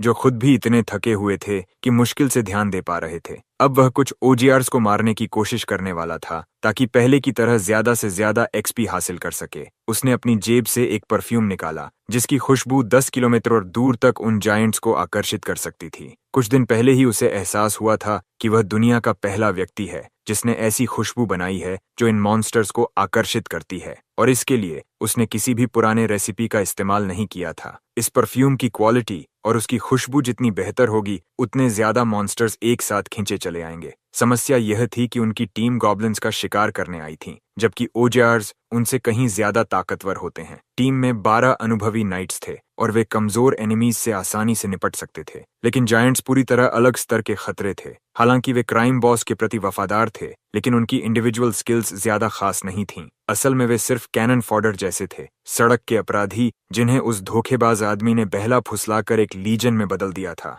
उन लोगों का ब्रेन वॉशिंग इतना गहरा था कि वे पूरी तरह फेनेटिक्स बन गए थे। उसी वजह से उनके मास्टर का प्रभाव बहुत आसानी से फैल गया था। ये लोग बिना सोचे समझे आदेश मानते थे और उनके मास्टर की हर चाल से कोई भी त्रासदी हो सकती थी। इसलिए प्रोटैगनिस्ट ने तय किया कि सक्सेशन डे से पहले वह 5th लीजन को जितना हो सके उतना कमजोर करेगा। शुरुआत के लिए उसने योजना बनाई कि इन 12 फाइटर्स को एक शक्तिशाली ओजर से आखिरी सांस तक लड़ने पर मजबूर किया जाए। उसकी योजना साफ थी, जब यह घातक लड़ाई खत्म होगी तो सिर्फ वही जिंदा बचेगा। जैसे ही उसने सेंट एक्टिवेट किया, ज्यादा देर नहीं लगी। आसपास के जंगल में फैली खुशबू से खींचकर एक 2 सिर वाला विशाल क्रीचर वहां पहुंच गया। थके हुए वॉरियर्स उस जायंट को देखकर पूरी तरह चौंक गए। वह दैत्य आसानी से उनके साथियों को खत्म करने लगा। टीम का एक बहादुर सैनिक सबको रुकने के लिए कहता है और उनसे भागने की विनती नहीं करने को कहता है। दुर्भाग्य से उसका अंत बेहद क्रूर होता है और जल्दी ही सबको समझ आ जाता है कि भागना ही सबसे अच्छा विकल्प है। वह टीम के सबसे ताकतवर सैनिकों में से एक था। अब सिर्फ मध्यम स्तर के सैनिक बचे थे और वे ज्यादा कुछ नहीं कर सकते थे। सबका हौसला बढ़ाने के लिए वह पूछता है कि क्या यही किसी सम्मानित वॉरियर का व्यवहार होगा। अगर वे इस मिशन में असफल हुए तो ये ओजर्स एलाइड टेरिटोरी में घुसकर लोगों का नरसंहार कर देंगे। वह नेतृत्व संभालता है और सबको आदेश देता है कि अब से वे उसकी बात मानें। सौभाग्य से विक्काउंट एक हाई लेवल वॉरियर था और उसने कहा कि वह इसे अकेले संभाल सकता है, लेकिन एमसी मदद नहीं लेना चाहता था। वह अंत तक वहीं रहने वाला था और मैजिक से उसका साथ देगा। वह जानता था कि अगर उसने अपने लोगों को छोड़ दिया तो वह अपने भाई का सामना नहीं कर पाएगा। इसलिए वह एक स्पेल कास्ट करता है और वॉरियर को अपनी एबिलिटीज से और मजबूत बना देता है। क्योंकि यह सिर्फ फर्स्ट सर्कल मैजिक था, इसीलिए वह स्थिति को अभी तक काफी हद तक नियंत्रित कर सकता था। फिर भी वह डरकर पीछे हटने वाला नहीं था। विक्काउंट समझ चुका था कि काइल सेना के लिए एक जरूरी एसेट है और अब वह उस पर काफी भरोसा भी करने लगा था। अपनी तलवार की शक्तिशाली स्किल एक्टिवेट करते हुए विक्काउंट तैयार हो गया कि जो भी ओजार पास आएगा उसे काट डालेगा। वह सीधा 2 सिर वाले ओजार की ओर दौड़ पड़ा, दोनों सिरों को एक ही वार में अलग करने के इरादे से। बाकी सैनिकों ने जब देखा कि कोई घबराया नहीं है तो वे भी अपनी कमजोर छवि नहीं दिखाना चाहते थे। वे खुद को और उत्साहित करने लगे। प्रोटैगनिस्ट ने अपने लोगों से कहा कि इस क्रूर लड़ाई में वे अपनी पूरी ताकत लगा दें। उसकी योजना बिल्कुल सही चल रही थी, क्योंकि जिन ओजार्स को उसने बुलाया था वे कमजोर सैनिकों को खत्म कर देंगे। अट्रैक्शन परफ्यूम पूरी तरह सफल रहा था। उसने ऐसे मॉन्स्टर्स भी बुला लिए थे जो सामान्य से 3 गुना ज्यादा ताकतवर थे, और यही वह जगह थी जहां 5th लीजन का एक हिस्सा खत्म होने वाला था। चैप्टर 15 की शुरुआत में विक्काउंट खुद को इतना शक्तिशाली महसूस करता है कि उसे लगता है वह ओजार को अकेले ही हरा सकता है। वह ट्विन हेड्स में से एक पर जोरदार वार करता है और तुरंत दोनों सतर्क हो जाते हैं। हवा में चल रही उनकी भयंकर लड़ाई देखकर सब दंग रह जाते हैं। लगभग सभी मजबूत नाइट्स पहले ही गिर चुके थे और कमजोर सैनिक घबराने लगे थे। दूर से यह सब देख रहा छोटा सा साइको अपने प्लान को सफल होते देखकर खुश था। बिना कुछ किए वह अपने दुश्मनों को खत्म होते देख रहा था। अनजाने में उसने यह काम उस विशाल ओजार को सौंप दिया था जो अपनी ही मुट्ठियों से सब खत्म करने वाला था। जेरोम सोचने लगा कि क्या वे सच में यह लड़ाई जीत सकते हैं। उसके दिमाग में आखिरी विकल्प का विचार आने लगा। उसे अंधेरे से मिली एक शक्ति दी गई थी जो उसे और ताकतवर बना सकती थी, लेकिन अगर उसने उसे छोड़ दिया तो वह कभी सामान्य नहीं रह पाएगा। सिल्वर्ड ने कहा था कि ऐसा होने पर वह एक क्रोधित मॉन्स्टर बन जाएगा जिसमें इंसानियत नहीं बचेगी। इसलिए इस शक्ति को किसी साधारण दुश्मन पर बर्बाद नहीं करना चाहिए। वह निश्चित रूप से ओजार को हरा सकता था, लेकिन उसके बाद उस दानव के क्रोध से उसे कभी शांति नहीं मिलेगी। फिर भी शायद यह एक ओजार के हाथों हारकर मरने से बेहतर था। दूर खड़ा काइल कहता है कि वह मैजिकल प्रोटेक्शन देगा। ये सुनकर विक्काउंट को और भरोसा मिलता है और मेज की मौजूदगी से उसका हौसला बढ़ जाता है। काइल कहता है कि अभी लास्ट रिजॉर्ट इस्तेमाल करना जल्दबाजी होगी और वह अपने साथियों पर मेंटल क्लींस स्पेल एक्टिवेट कर देता है। अचानक सबको एक नई ऊर्जा महसूस होती है। वे खुद को 5th लीजन के सबसे श्रेष्ठ सैनिक समझने लगते हैं और अपनी पूरी ताकत से लड़ने का निश्चय करते हैं।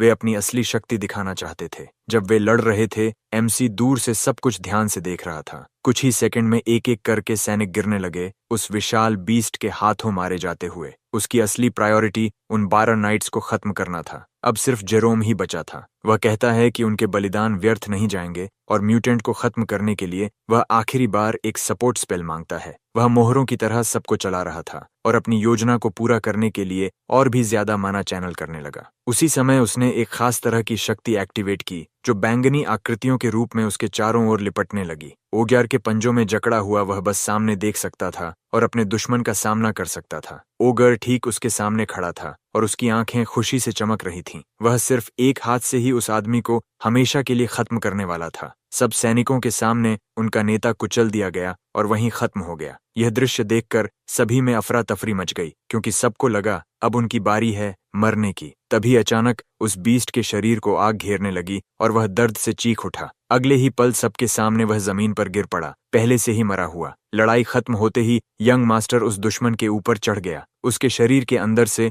उसने एक हाई वैल्यू क्रिस्टल निकाल लिया और अब एक चालाकी भरा कदम उठाने का समय था। वह झूठ बोलना शुरू कर देता है, यह कहते हुए कि विक काउंट की वजह से ही दुश्मन को हराया जा सका। यह जीत उन 12 बहादुर वॉरियर्स और उन सभी की है जिन्होंने अपनी जान बचाने के लिए लड़ाई लड़ी। ये सुनकर सब उस लॉर्ड की तारीफ करने लगते हैं जिसने बैटलफील्ड पर जीत हासिल की। इस सब्जुगेशन के नतीजे को पूरी तरह सफल माना गया। 2 सिर वाले म्यूटेंट को खत्म कर दिया गया था और साथ ही दर्जनों गॉब्लिन्स भी मारे गए थे, जो इस मिशन का असली लक्ष्य था। हालांकि इस लड़ाई में भारी नुकसान भी हुआ था। जब यह खबर इविल ब्लॉन्ड आदमी तक पहुंची तो उसे यकीन ही नहीं हुआ और उसने पूछा कि क्या यह सच है। उसे बताया गया कि जेरोम जंगल में एक म्यूटेंट के साथ भयानक लड़ाई में मारा गया। हमला इतना तेज था कि उसे डार्कनेस की शक्ति इस्तेमाल करने का मौका भी नहीं मिला। उस आदमी को खोना स्क्वाड के लिए बड़ा झटका था, भले ही बाकी सैनिकों की मौत पर कोई खास चर्चा न हुई हो। अब वे बस कैंप से उस औजार को वापस लाने की कोशिश करना चाहते थे। तभी उसने कहा कि उसे राहत है कि उसका भाई सुरक्षित वापस आ गया। आखिरकार इतने ताकतवर दुश्मन को हराना उस युवा का बड़ा अचीवमेंट था। इसी वजह से उनके पिता को इसकी जानकारी दी जाएगी और सभी को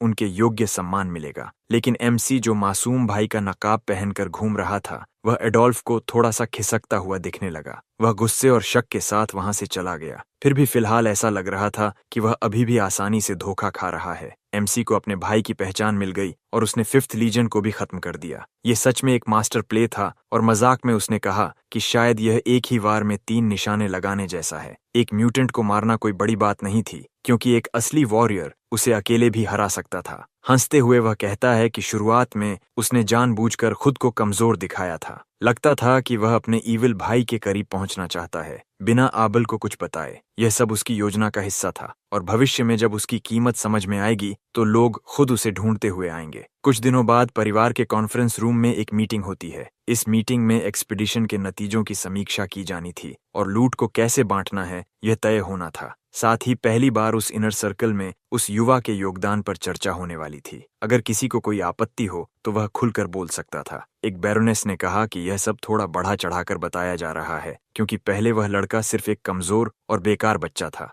थोड़ा झिझकते हुए उसने कहा कि उसे लड़का पसंद है, लेकिन वह यह नहीं जानती कि उसे अपनी असली राय कहनी चाहिए या नहीं। आखिरकार वह अभी भी सिर्फ एक फर्स्ट सर्कल मेज था, मतलब एक बिगिनर। बैरोनेस का मानना था कि उसकी ज्यादातर उपलब्धियों को बढ़ा चढ़ाकर बताया जा रहा है, सिर्फ इसलिए क्योंकि वह उस मिशन में शामिल था और जिंदा वापस आ गया। अंत में उसने कहा कि यह मानना मुश्किल है कि एमसी अचानक एक रात में इतना मैच्योर हो गया। उसने सबको याद दिलाया कि पहले इस बच्चे ने कितनी परेशानियां खड़ी की थीं। काइल बस मुस्कुरा सकता था, जबकि लोग उसके सामने ही उसकी बुराई कर रहे थे। साफ था कि बैरोनेस ने कभी असली भेड़िए का सामना नहीं किया था, तभी वह ऐसा फैसला दे रही थी। जब वे हॉल में पहुंचे तो एमसी ने शांत आवाज में कहा, यह उतना आसान नहीं है जितना दिखता है, इसे अपनी आंखों से देखना पड़ता है। अपने भाई का बचाव करते हुए एबल ने कहा कि मजबूत नाइट्स भी 2 सिर वाले मॉन्स्टर को हराने में संघर्ष करते। कुछ लोगों ने तुरंत जवाब दिया कि यह सब इसलिए संभव हुआ क्योंकि नाइट्स ने अपनी जान देकर उस बच्चे की रक्षा की। फिर भी अंतिम वार काइल का था, जिसे वहां बचे हुए गवाहों ने भी पुष्टि की। पहले के मुकाबले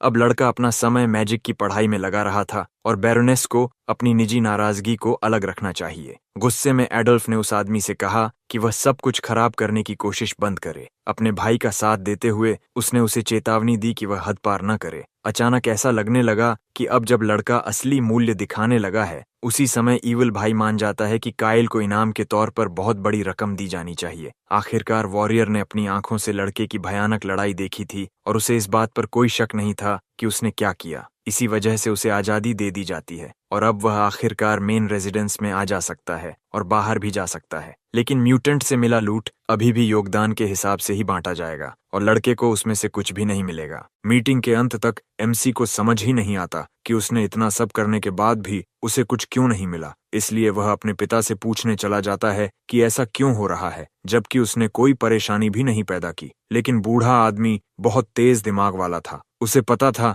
कि लड़के ने ओजार का हार्ट अपने रिवॉर्ड के तौर पर छिपाकर रख लिया है। यह सुनकर एमसी के पास कहने के लिए कुछ नहीं बचता और वह कम से कम घर से बाहर जाने की अनुमति मिलने के लिए धन्यवाद कह देता है। तभी गैंग बॉस वहां आ जाता है और लड़के से बात करना चाहता है। वह कहता है कि उसने अपनी तरफ से डील निभाई और पिता को लड़के की उपलब्धियों के बारे में बताया। साथ ही वह कहता है कि भविष्य में लड़के को याद रखना चाहिए कि वह उसकी कितनी परवाह करता है। दूर खड़ा एबल सोचता है कि काफी समय हो गया है जब उसने अपने छोटे भाई पर ध्यान दिया था और उम्मीद करता है कि कभी उससे आराम से बात करेगा, लेकिन वह समय अब आ चुका था। वह कहता है कि यह कोई अजीब सी एबिलिटी है जिसे उनके पिता भी नहीं समझते। यह सुनकर एमसी उलझन में पड़ जाता है कि वह अचानक बिना वजह इतने सीक्रेट्स क्यों बता रहा है। कुछ देर पहले कॉन्फ्रेंस खत्म होने के बाद एबल अपने छोटे भाई की तारीफ करने आया था। उसने कहा कि लड़के ने लड़ाई को बहुत अच्छी तरह संभाला और अब वह परिवार में एक सम्मानित मेज बन चुका है। फिर उसने पूछा कि क्या बाद में उसके पास समय होगा ताकि वे साथ में खाना खा सकें। उसने बताया कि वह एक छोटा सा गैदरिंग करना चाहता है जहां वह फॉरेस्ट एक्सपीडिशन की पूरी कहानी सुनना चाहता है, लेकिन लड़के को शक था कि वॉरियर उसके अचीवमेंट्स के बारे में पूछने के पीछे कोई छिपा हुआ कारण रखता है। और तभी अबेल कुछ ऐसे सीक्रेट्स बताने लगता है जिन्हें उनके पिता भी नहीं जानते थे। साफ था कि वह एमसी को रिक्रूट करना चाहता था ताकि बहुत देर होने से पहले अडोल्फ द्वारा बनाई गई ताकतों को खत्म किया जा सके। एमसी को अपने शब्द बहुत सोच समझकर चुनने पड़े और उसने पूछा कि उसे वह सीक्रेट कैसे पता चला। उसने कहा कि उसे डर है कि अगर इतनी बड़ी बात बाहर आ गई तो क्या हो सकता है। एक बड़े भाई की तरह एबल साफ तौर पर बदले में कुछ चाहता था, लेकिन छोटा भाई साफ साफ कह देता है कि वह मिडिल ब्रदर के पक्ष में नहीं है। फिर भी इसका मतलब यह नहीं कि वह अच्छे लोगों के साथ भी जुड़ने वाला है। कुछ समय बीतता है और एडोल्फ को अपनी डार्क पावर्स के साथ पूरी ताकत लगाते हुए दिखाया जाता है। आखिरकार उसे पता चल जाता है कि उसका बड़ा भाई भी काइल से बात करने गया था। यह बात क्राइम बॉस को गुस्सा दिला देती है क्योंकि उसने सबसे पहले लड़के की टैलेंट को पहचाना था और वह यह बढ़त खोना नहीं चाहता था। अगर एमसी पक्ष बदल लेता है तो एडोल्फ उसे दुश्मन बनने देने के बजाय जहर देकर खत्म करना ज्यादा पसंद करेगा। शायद इसी वजह से वह मेड मैंशन में मौजूद है ताकि जरूरत पड़ने पर ऐसे काम किए जा सकें। वापस फैमिली की बातचीत पर आते हैं। एबल जानना चाहता है कि सबसे छोटा भाई हाल ही में ऐसा व्यवहार क्यों कर रहा है। एमसी ईमानदारी से कहता है कि बड़ा भाई वास्तव में बहुत दयालु है और यह सुनकर एबल थोड़ा शर्मिंदा हो जाता है। जब वह अपनी एबिलिटी एक्टिवेट करता है तो उसे कैरेक्टर के बारे में ज्यादा कुछ दिखाई नहीं देता क्योंकि उसका लेवल बहुत ऊंचा है। बस एक ही खराब बात थी, उनके रिलेशनशिप में कोई फेवर पॉइंट्स नहीं थे, सब कुछ न्यूट्रल था। एमसी उसके सामने थोड़ा अजीब व्यवहार करता रहता है और अच्छा ब्लॉन्ड भाई समझ ही नहीं पाता कि कैसे प्रतिक्रिया दे। फिर एबल माफी मांगता है। वह कहता है कि बड़ा भाई होने के बावजूद उसके पास कभी समय नहीं था कि वह छोटे भाई का ख्याल रख सके। एमसी उसे माफ कर देता है क्योंकि वह खुद पहले बहुत खराब व्यवहार करता था और इसी वजह से कोई उसे पसंद नहीं करता था। यह सुनकर एबल हंस पड़ता है क्योंकि लड़का सच में बहुत चतुर और मजेदार तरीके से बातें करता है। उसे अफसोस होता है कि उसने पहले अपने समझदार भाई के साथ रिश्ता नहीं बनाया और अब वह लगभग एडोल्फ के हाथों खो गया है। वह कहता है कि वह वही सब दे सकता है जो दूसरी तरफ वादा किया जा रहा है, बल्कि उससे भी बेहतर शर्तों पर। वह इस डील को छोड़ना नहीं चाहता और पूछता है कि क्या अभी भी फैसला बदलने की गुंजाइश है। ये सुनकर लड़का थोड़ा चिंतित हो जाता है और पूछता है कि अगर वह दुश्मन की तरफ चला गया तो क्या उसे खत्म कर दिया जाएगा। आखिरकार अडोल्फ अलग तरह का इंसान है और वह अपने ही परिवार के प्रति भी क्रूर है। अगर वह गद्दार बन गया तो उसे रास्ते से हटाने के लिए वे कोई भी तरीका इस्तेमाल करेंगे। भले ही वह एक प्रोडिजी मेज है, लेकिन अभी उसके पास इतनी ताकत नहीं है कि वह रोजमर्रा की जिंदगी में खुद को पूरी तरह बचा सके। ये पहली बार था जब परिवार में किसी ने एबल को क्राइम बॉस के बारे में इतनी गहरी समझ दिखाई थी। मजेदार बात यह थी कि एबल ने इस आकलन से असहमति नहीं जताई। वह कुछ पल के लिए चुप हो गया और इससे उन्हें बातचीत की शुरुआत की याद आ गई जब एमसी ने कहा था कि उसकी बेकार सी स्किल बस इतनी है कि उसकी इंट्यूशन बहुत अच्छी है। जब वह छोटा था तब से ही उसे अक्सर किसी भयानक घटना से पहले एक अजीब सा डर महसूस हो जाता था और जब भी उसने उस गट फीलिंग की बात मानी वह खतरनाक हालात से बच गया। जैसे जैसे सेरेमनी का दिन पास आता जा रहा था यह एहसास और भी तेज हो रहा था, खासकर जब वह ईवल भाई के आसपास होता। ये स्किल किसी फ्यूचर साइट जैसी लगती थी, एमसी की इंट्यूशन की तरह। लड़के के शरीर में आने के बाद उसने एक ऐसी टैलेंट भी विकसित कर ली थी जो पहले उसके पास नहीं थी। उसी कारण अब दूसरे एनपीसीज में भी सिस्टम चेंजेस हो रहे थे जो पहले कभी नहीं हुए थे। फिर भी एडोल्फ परिवार का सदस्य था और मार्की का दूसरा सीधा उत्तराधिकारी भी, इसलिए कोई भी सीधे सीमा पार नहीं कर सकता था। लेकिन एमसी यहाँ इसलिए था क्योंकि उसे एक बेहद बुरा एहसास हो रहा था जिसे उसने अब तक छिपा कर रखा था। वह अपनी इंट्यूशन पर भरोसा करता था और जानता था कि अगर एडोल्फ मरिस बन गया तो परिवार खत्म हो जाएगा और कोई भी सुरक्षित नहीं रहेगा, यंग मास्टर भी नहीं। इसलिए उसकी योजना थी कि वह दुश्मन के पक्ष में शामिल हो जाए, सब कुछ करीब से देखे और उनका भरोसा जीत ले, फिर सही समय पर पीछे से उन पर पूरा हमला कर दिया जाए।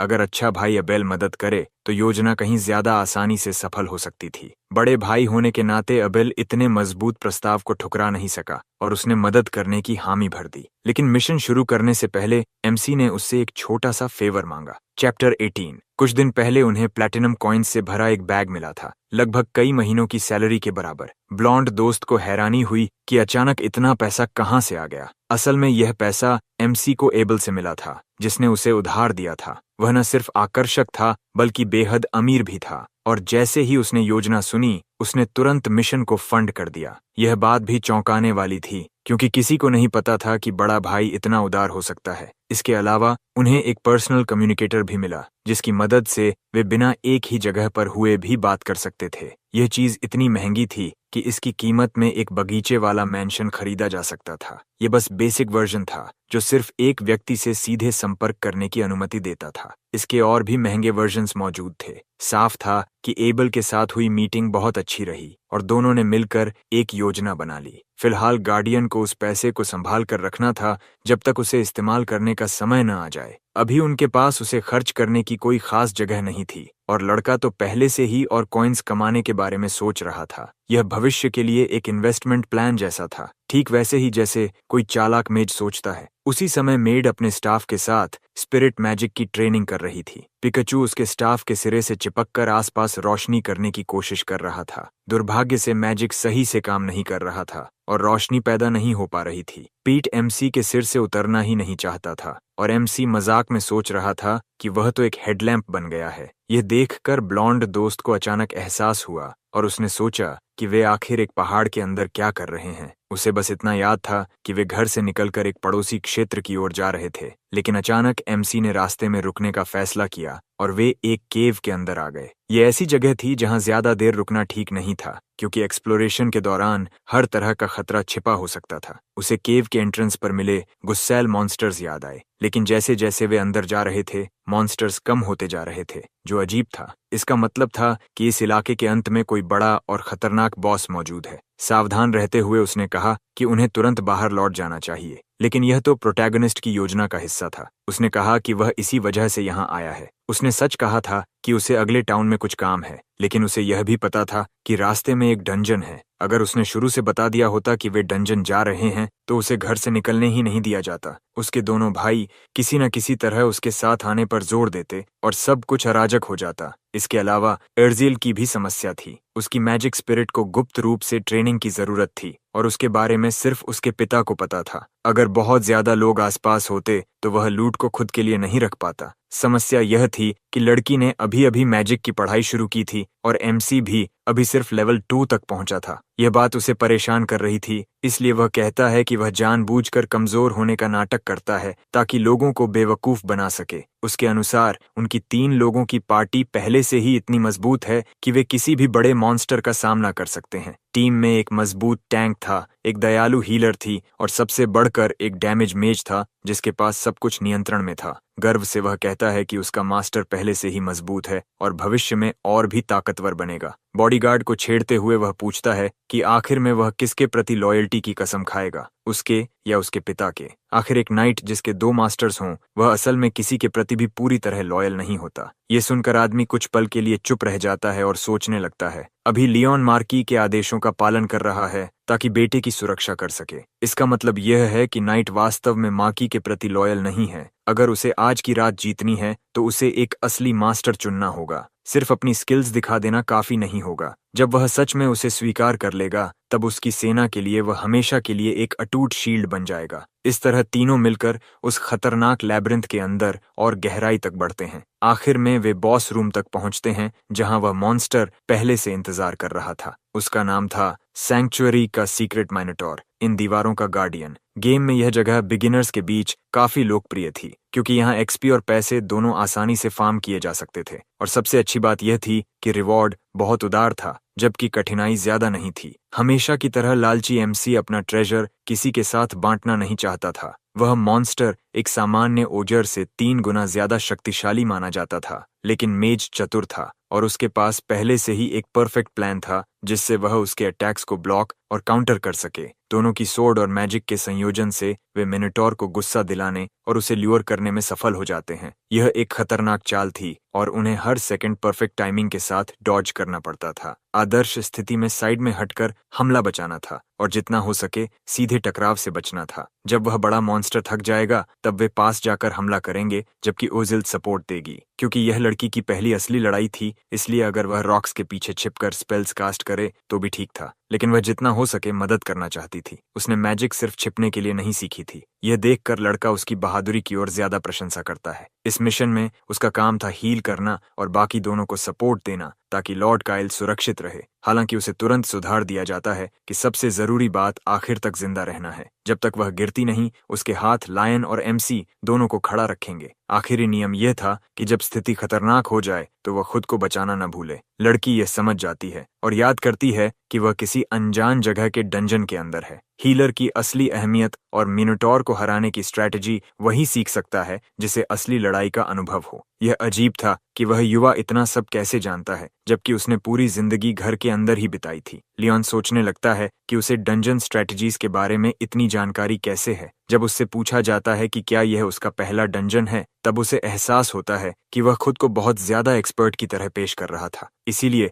वह झूठ बोल देता है कि गॉब्लिन हंट के दौरान जब उसने ओजर से लड़ाई की थी तब उसने कुछ बेसिक टिप्स सीख ली थीं। लेकिन यह बहाना ज्यादा मजबूत नहीं था क्योंकि वहां मौजूद सोल्जर्स को भी एक साधारण ओजर से निपटना नहीं आता था। इस वजह से वॉरियर के मन में शक पैदा हो जाता है कि यह असली लॉर्ड काइल नहीं है जिसकी उसने इतने समय तक सेवा की थी। वह आदेश देता है कि उसे पकड़ लिया जाए क्योंकि कोई बच्चा अचानक इतना मैच्योर नहीं बन सकता। उसे लगता है कि लड़का किसी ईविल स्पिरिट से पोजेस्ड है और उसे जला देना चाहिए। अगर ऐसा होता तो प्रोटैगनिस्ट के लिए गेम ओवर हो जाता, लेकिन यह सब सिर्फ उसके दिमाग में चल रहा था और असल में ऐसा नहीं हुआ। वह जल्दी से कहानी बदल देता है और कहता है कि उसने मिनोटॉर्स के बारे में किताबों में पढ़ा था, साथ ही स्ट्रैटेजी बुक्स में भी। आश्चर्यजनक रूप से ब्लॉन्ड दोस्त को यह बात पसंद आती है और वह प्रभावित होता है कि उसका दोस्त बैटल टैक्टिक्स भी पढ़ता है। वह इतना खुश हो जाता है कि कहता है उसके दोस्त की प्रोग्रेस सच में अद्भुत है। इससे उनका रिलेशनशिप काफी बेहतर हो जाता है और उसे मनाना आसान हो जाता है। फिर भी एमसी को कोई न कोई बहाना ढूंढना पड़ेगा क्योंकि वह हमेशा के लिए मैजिक जीनियस कहलाना नहीं चाहता।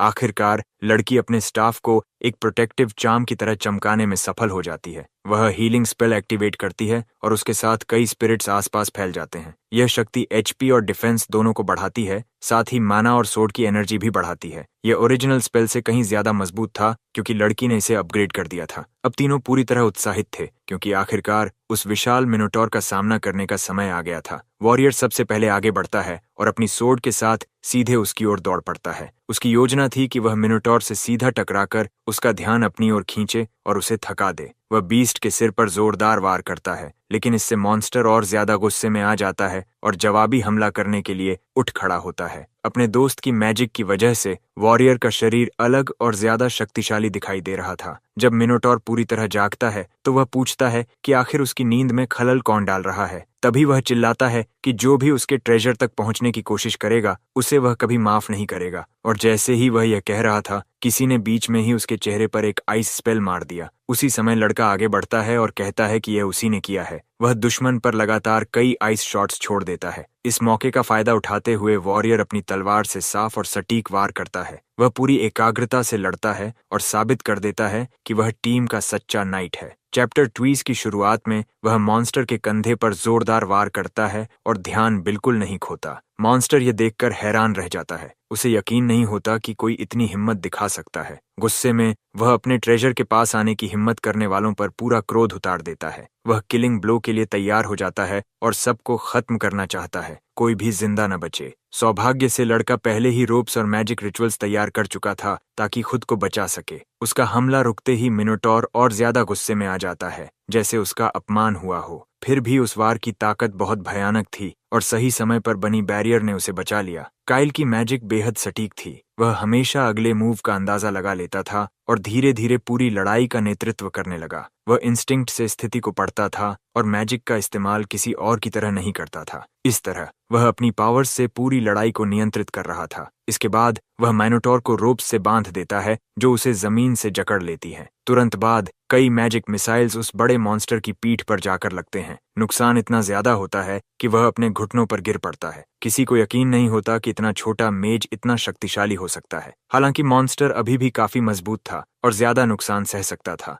गुस्से में वह दहाड़ता है कि अब सब खत्म हो जाएगा और अपनी सबसे शक्तिशाली स्किल एक्टिवेट कर देता है। वह टॉर्नेडो की तरह घूमते हुए सीधे उन तीनों की ओर बढ़ता है। उसी समय लायन को फ्रंट लाइन संभालनी पड़ती है, जबकि बाकी दोनों साइड में हट जाते हैं। मैजिक ब्लेसिंग्स मिलने के बाद उसका हौसला और बढ़ जाता है। दौड़ते हुए वह अपनी तलवार पूरी सटीकता से फेंकता है और बुल की गर्दन को निशाना बनाता है। इससे मॉन्स्टर और भी ज्यादा गुस्से में आ जाता है और भागते हुए नाइट के पीछे दौड़ पड़ता है। इसी दौरान प्रोटेगनिस्ट अपने दिमाग में सेकंड गिन रहा था। डॉज करना ही सबसे अच्छी स्ट्रेटेजी थी ताकि मॉन्स्टर थक जाए। जब ऐसा होगा तब पूरी ताकत से पलटवार करने का मौका मिलेगा। सिर्फ 5 सेकंड बचे थे और मॉन्स्टर पहले से ही थकने लगा था। आखिरकार जब गिनती खत्म हुई तो वह पूरी थकान में वार करता है, लेकिन कुछ सेंटीमीटर से चूक जाता है और नाइट को लगभग पकड़ ही लेता है। उसी समय सभी ब्लेसिंग्स खत्म हो जाती हैं और लड़का पूरी तरह असुरक्षित हो जाता है। सौभाग्य से बुल अचानक रुक जाता है और वहीं जमीन पर जमे रहता है। ये देखकर सब हैरान रह जाते हैं कि काइल ने अपने दिमाग में सब कुछ कितनी सटीकता से कैलकुलेट किया था।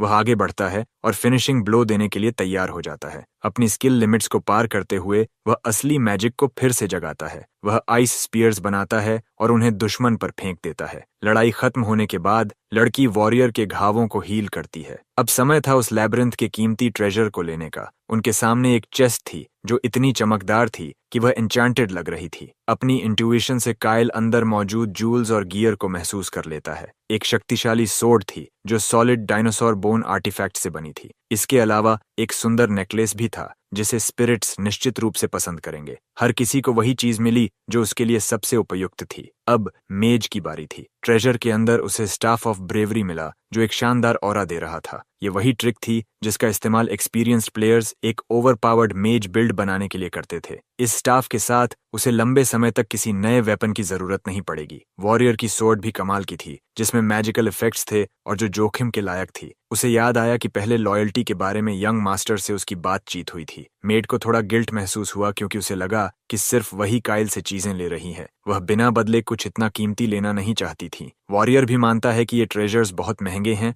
और हर कोई इन्हें इस्तेमाल नहीं कर सकता, लेकिन काइल समझाता है कि वह यह सब सिर्फ रिवॉर्ड के तौर पर नहीं दे रहा। वह ऐसा इसलिए कर रहा है ताकि वे और मजबूत बन सकें। वह दोहराता है कि जितने मजबूत वे होंगे उतने ही उनके जिंदा बचने के चांसेस बढ़ेंगे। वह यह भी कहता है कि उनके पास ज्यादा समय नहीं है और उन्हें एक स्मार्ट प्लान के साथ अपनी ग्रुप स्ट्रेंथ बढ़ानी होगी। परिवार के नियमों को तोड़ते हुए वह इन सप्लाईज की पूरी जानकारी रिपोर्ट नहीं करेगा ताकि कोई यह न समझ सके कि वह कितना मजबूत हो रहा है। इन आर्टिफैक्ट्स को सुरक्षित रखने के लिए वह सिर्फ इन्हीं 2 लोगों पर भरोसा कर सकता है। वह फिर से कहता है कि जिंदा रहने का एक ही रास्ता है और मजबूत बनना। फिर वह पूछता है कि क्या यह जोड़ी जो अभी भी थोड़ी झिझक रही है सच में ये गिफ्ट्स स्वीकार करने वाली है। मिशन सफल होने के बाद वे वापस लौटते हैं और तय करते हैं कि अब पड़ोसी शहर की ओर जाना चाहिए। चैप्टर 21। कुछ दिन पहले एम्पालम के आसपास के फार्म्स में कुछ हुआ था। काउंट घबरा जाता है जब उसे पता चलता है कि मैरिस परिवार का कोई व्यक्ति अचानक उसके कासल में आ पहुंचा है। वह जल्दी से वहां पहुंचता है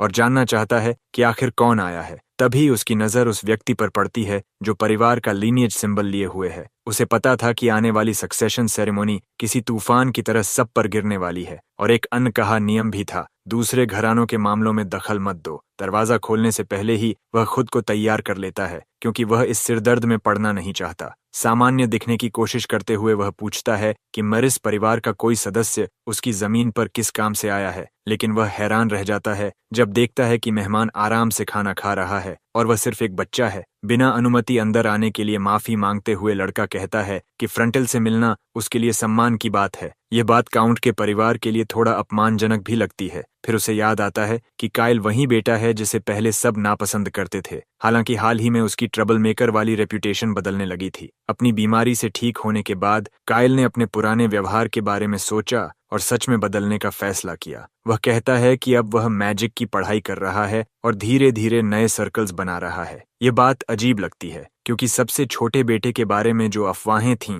वे कहती थीं कि वह बेहद असहनीय है, लेकिन उसे सामने देखकर काउंट समझ जाता है कि वे सारी बातें झूठ थीं, असलियत से बिल्कुल उलट। उसके मन में आता है कि शायद किसी ने पैसे देकर उन अफवाहों को फैलाया होगा ताकि परिवार की छवि खराब हो सके। फिर भी यह बात प्रभावशाली थी। एक मशहूर सोर्ड्समैन परिवार में जन्मा पहला मेज, यह एक उज्जवल भविष्य का संकेत था। आखिरकार काउंट व्यापार की बात करने के लिए उत्सुक हो जाता है और उसकी दिलचस्पी और बढ़ जाती है। जाहिर है यह बच्चा इतनी दूर बिना बताए सिर्फ नमस्ते कहने नहीं आया था। माफी मांगते हुए काइल कहता है कि उसे पता है कि सक्सेशन की वजह से उसके परिवार की स्थिति थोड़ी संवेदनशील है। वह बताता है कि वह फार्म से ग्रेन खरीदना चाहता है और उत्तर के सबसे बड़े वेयरहाउस को भरना चाहता है। असल में मैरिज परिवार का पहले से ही काउंट के साथ एक व्यापारिक समझौता था और शायद अब उसे बढ़ाने का समय आ गया था। वह कहता है कि यह सब एक मैजिकल रिसर्च के लिए है जिसे वह अभी प्रकट नहीं कर सकता, लेकिन यह सिर्फ एक बार की खरीद नहीं होगी। शहर के पास अगले कई वर्षों के लिए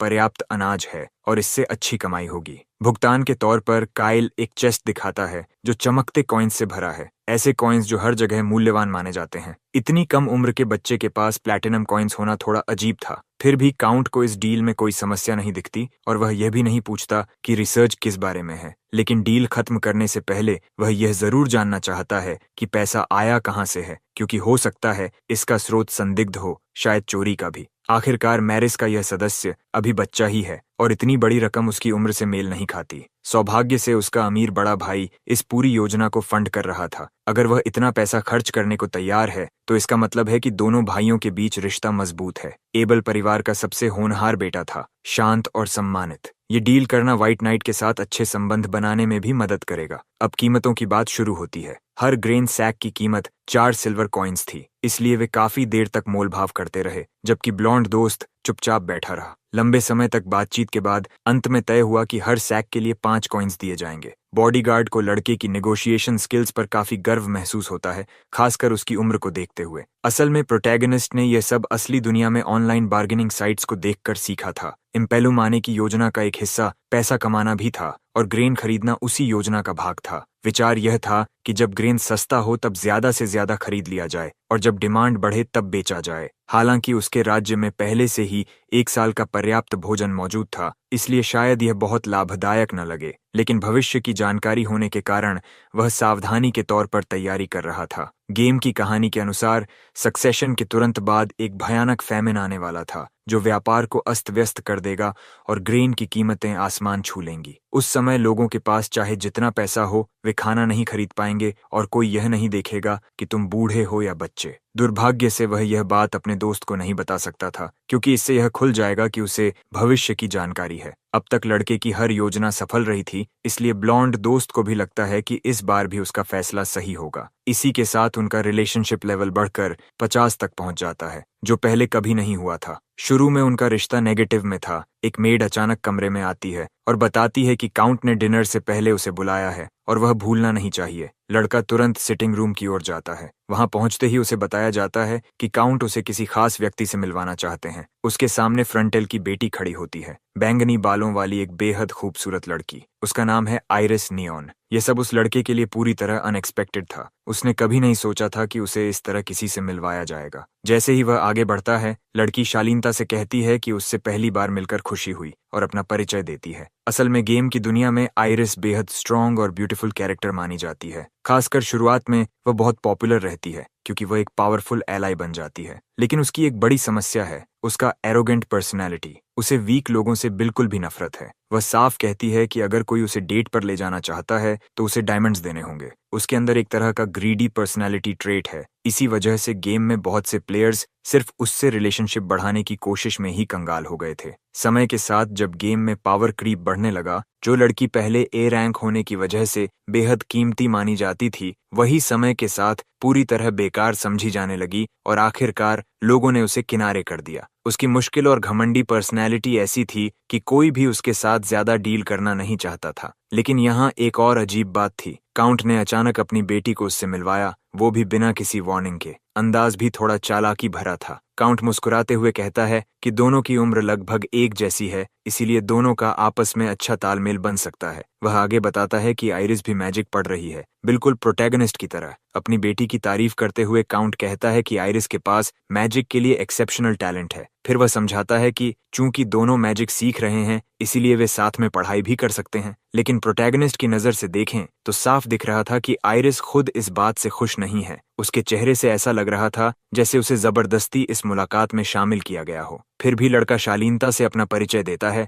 और बताता है कि वह मार्केस का फोर्थ सन है। अपने इंस्टिंक्ट्स पर भरोसा करते हुए वह सोचता है कि शायद उसे आइरिस से कुछ अच्छा एडवाइस मिल सके। जब वह क्यूरियोसिटी में उसका स्टेटस चेक करता है तो उसे एक चौंकाने वाली चीज दिखती है। उनके बीच रिलेशनशिप लेवल -44 पर है, लेकिन उसी स्टेटस में एक और बेहद दिलचस्प चीज दिखाई देती है। आइरिस के पास एक खास टैलेंट है, माना कंपेनियन। ओरिजिनल गेम में यह टैलेंट बेहद ही रेयर माना जाता था, इतना रेयर कि एसएसएस रैंक कैरेक्टर्स में भी सिर्फ 0.01% के पास ही ये एबिलिटी होती थी। इसका मतलब ये भी हो सकता है कि ये बैंगनी बालों वाली लड़की, जिसे गेम में बाद में बेकार समझ लिया गया था, उसके अंदर अभी भी एक बिल्कुल नया पोटेंशियल छिपा हुआ है। उसकी ऑफल पर्सनैलिटी के बावजूद उसका वह टैलेंट सब कुछ बदल देता है। उसने लॉर्ड एबल और एडोल्फ के बारे में बहुत कुछ सुना है, लेकिन प्रोटैगनिस्ट के बारे में कुछ भी नहीं। उसे नीचा दिखाने की कोशिश करते हुए वह कहती है कि वह सेकंड सर्कल में है, जबकि वह अभी तक फर्स्ट सर्कल भी पार नहीं कर पाया। ये बात उसे इरिटेट करती है, क्योंकि वह बचपन से ही ऐसी अनप्लेजेंट रही है। लेकिन वह समझाता है कि उसे मैजिक सीखते हुए सिर्फ 3 मंथ्स हुए हैं। इतनी जल्दी सर्कल बनाना उसके रिकॉर्ड से भी तेज है, क्योंकि उसे इससे ज्यादा समय लगा था। वैसे भी 13 साल की उम्र में शुरू करना काफी लेट माना जाता है, क्योंकि ज्यादातर लोग 10 साल तक शुरू कर देते हैं। वह सोचता है कि अगर वह उसे एक वाइनी कैट की तरह समझे तो उसके अनोइंग एटीट्यूड को सह सकता है। वह बताता है कि उसने देर से शुरू किया, क्योंकि उसे पहले एक इलनेस थी और वह हाल ही में उसे ओवरकम कर पाया। यह सुनकर वह अचानक चुप हो जाती है, क्योंकि उसे पता है कि उस बैरियर को पार करना कितना मुश्किल होता है। उसके पिता समझाते हैं कि उसे पार करने के लिए शरीर में एक्स्ट्रॉर्डिनरी मैना के साथ पैदा होना पड़ता है, इसलिए जो लोग इसे कर पाते हैं उन्हें जीनियसेस और प्रोडिजीज कहा जाता है। सिर्फ 13 साल की उम्र में यंग मास्टर का यह कर पाना सच में इनक्रेडिबल है। उम्मीद है कि आइरिस अपने आसपास के अच्छे इन्फ्लुएंसेस से कुछ सीखेगी, लेकिन वह ऐसे व्यक्ति से बात भी नहीं करना चाहती जिसे वह अपने से कमजोर समझती है, क्योंकि उसके हिसाब से वह अभी सिर्फ फर्स्ट सर्कल में है। उसकी यही पर्सनैलिटी आगे चलकर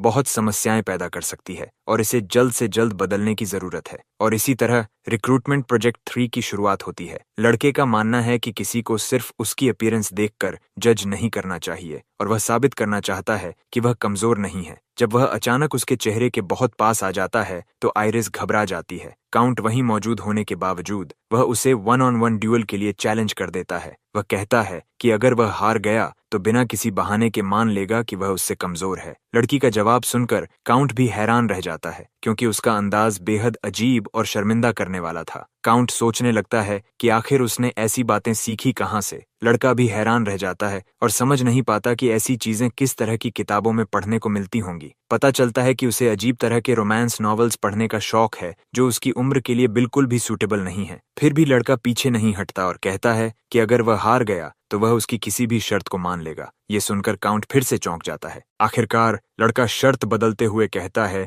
कि अगर वह जीत गया तो भविष्य में वह उसका नया टीचर बनेगा, और इसके साथ साथ एक और शर्त भी होगी। अगर वह जीत गया तो आइरिस को यह वादा करना होगा कि वह आगे से कभी भी लोअर रैंक वाले किसी व्यक्ति के बारे में बुरा नहीं बोलेगी और उन्हें नीचा नहीं दिखाएगी। ये सुनकर आइरिस और भी ज्यादा गुस्सा हो जाती है क्योंकि वह घमंडी है और उसे पूरा भरोसा है कि फर्स्ट सर्कल का कोई बिगिनर उसे हरा ही नहीं सकता। काउंट थोड़ा शर्मिंदा होकर मान लेते हैं कि उनकी बेटी की पर्सनैलिटी में सच में समस्या है क्योंकि बचपन से ही उसे बहुत ज्यादा स्पॉइल किया गया है। अगर ऐसा ही चलता रहा तो भविष्य में उसे दुनिया में जीना मुश्किल हो जाएगा और वह कभी न कभी मुसीबत में पड़ जाएगी। उसकी उम्र के बच्चों में उसका कोई दोस्त भी नहीं है क्योंकि उसकी रेपुटेशन ही खराब है। इसलिए काउंट लड़के से कहते हैं कि वह उसे माफ कर दे क्योंकि उसका बचपन भी आसान नहीं रहा। उनके हिसाब से यह ड्यूअल उसके लिए एक अच्छा लर्निंग एक्सपीरियंस होगा और वह दोनों को लड़ने की अनुमति दे देते हैं। यह सुनकर लड़का उत्साहित हो जाता है क्योंकि उसे बस काउंट की परमिशन चाहिए थी। दूसरी तरफ मैंशन के एक कोने में आइरिस अभी भी गुस्से में है कि एक लड़के ने उसे चुनौती दी,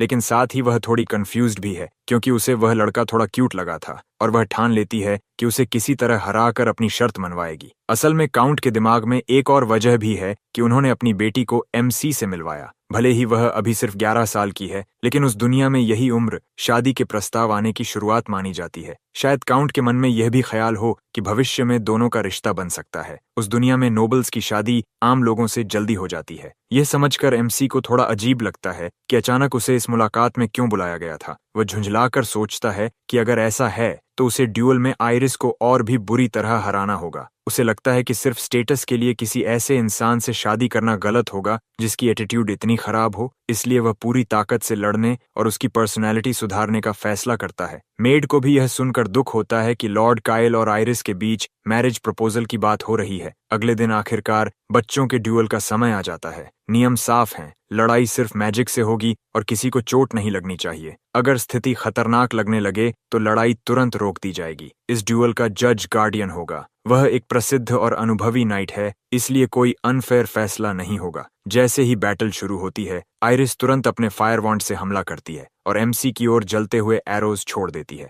11 साल की उम्र के हिसाब से उसकी कास्टिंग स्पीड सच में बहुत तेज है, लेकिन हीरो के पास एडवांटेज है। वह तुरंत अपनी विंड पावर एक्टिवेट करता है और उन एरोज को रास्ते से हटा देता है। हवा से आग को डिफ्लेक्ट करना सच में एक स्मार्ट मूव था। यह देखकर आइरिस चिढ़ जाती है और कहती है कि उसकी मैजिकल पावर को कम मत समझो, वह हारने वाली नहीं है। वह फिर से एक और फायर स्पेल छोड़ती है, इस बार पहले से ज्यादा ताकतवर, लेकिन MC तैयार था और वह एक एनर्जी डोम बनाकर खुद को बचा लेता है। शांत रहकर वह मानता है कि लड़की सच में बहादुर है और उसकी एबिलिटी इम्प्रेसिव है। अब काउंटर अटैक के लिए वह एक एनर्जी रिचुअल शुरू करता है और पूछता है कि क्या वह इसे रोक पाएगी। यह देखकर काउंट भी हैरान रह जाते हैं क्योंकि उन्होंने उम्मीद नहीं की थी कि हीरो एक साथ 2 स्पेल्स कास्ट कर पाएगा। यह टेक्निक तो अनुभवी मेजेस के लिए भी मुश्किल होती है, जबकि वह अभी सिर्फ लेवल 1 पर है। आखिरी पल में आइरिस एक शील्ड स्पेल एक्टिवेट कर लेती है जो उसे उस अटैक से बचा लेता है जो लड़ाई खत्म कर सकता था, लेकिन उसकी फायर अटैक हवा में अब्जॉर्ब हो जाती है। अब वह सच में घबरा जाती है और जल्दी जल्दी और स्पेल्स कास्ट करने लगती है। तभी अचानक हीरो उसके बिल्कुल सामने आ जाता है और अपना स्टाफ उसके चेहरे के सामने रख देता है। यही पल था जब लड़ाई लगभग खत्म हो जाती है और साफ हो जाता है कि बेहतर मेज कौन है। लड़का इस जीत से बहुत खुश है, जबकि आइरिस पूरी तरह शॉक्ड खड़ी रह जाती है। उसे यकीन ही नहीं होता कि वह पहली बार एक फर्स्ट सर्कल मेज से हार गई है। वह गुस्से में चिल्लाती है कि यह सिर्फ लक था और यह जीत मान्य नहीं है।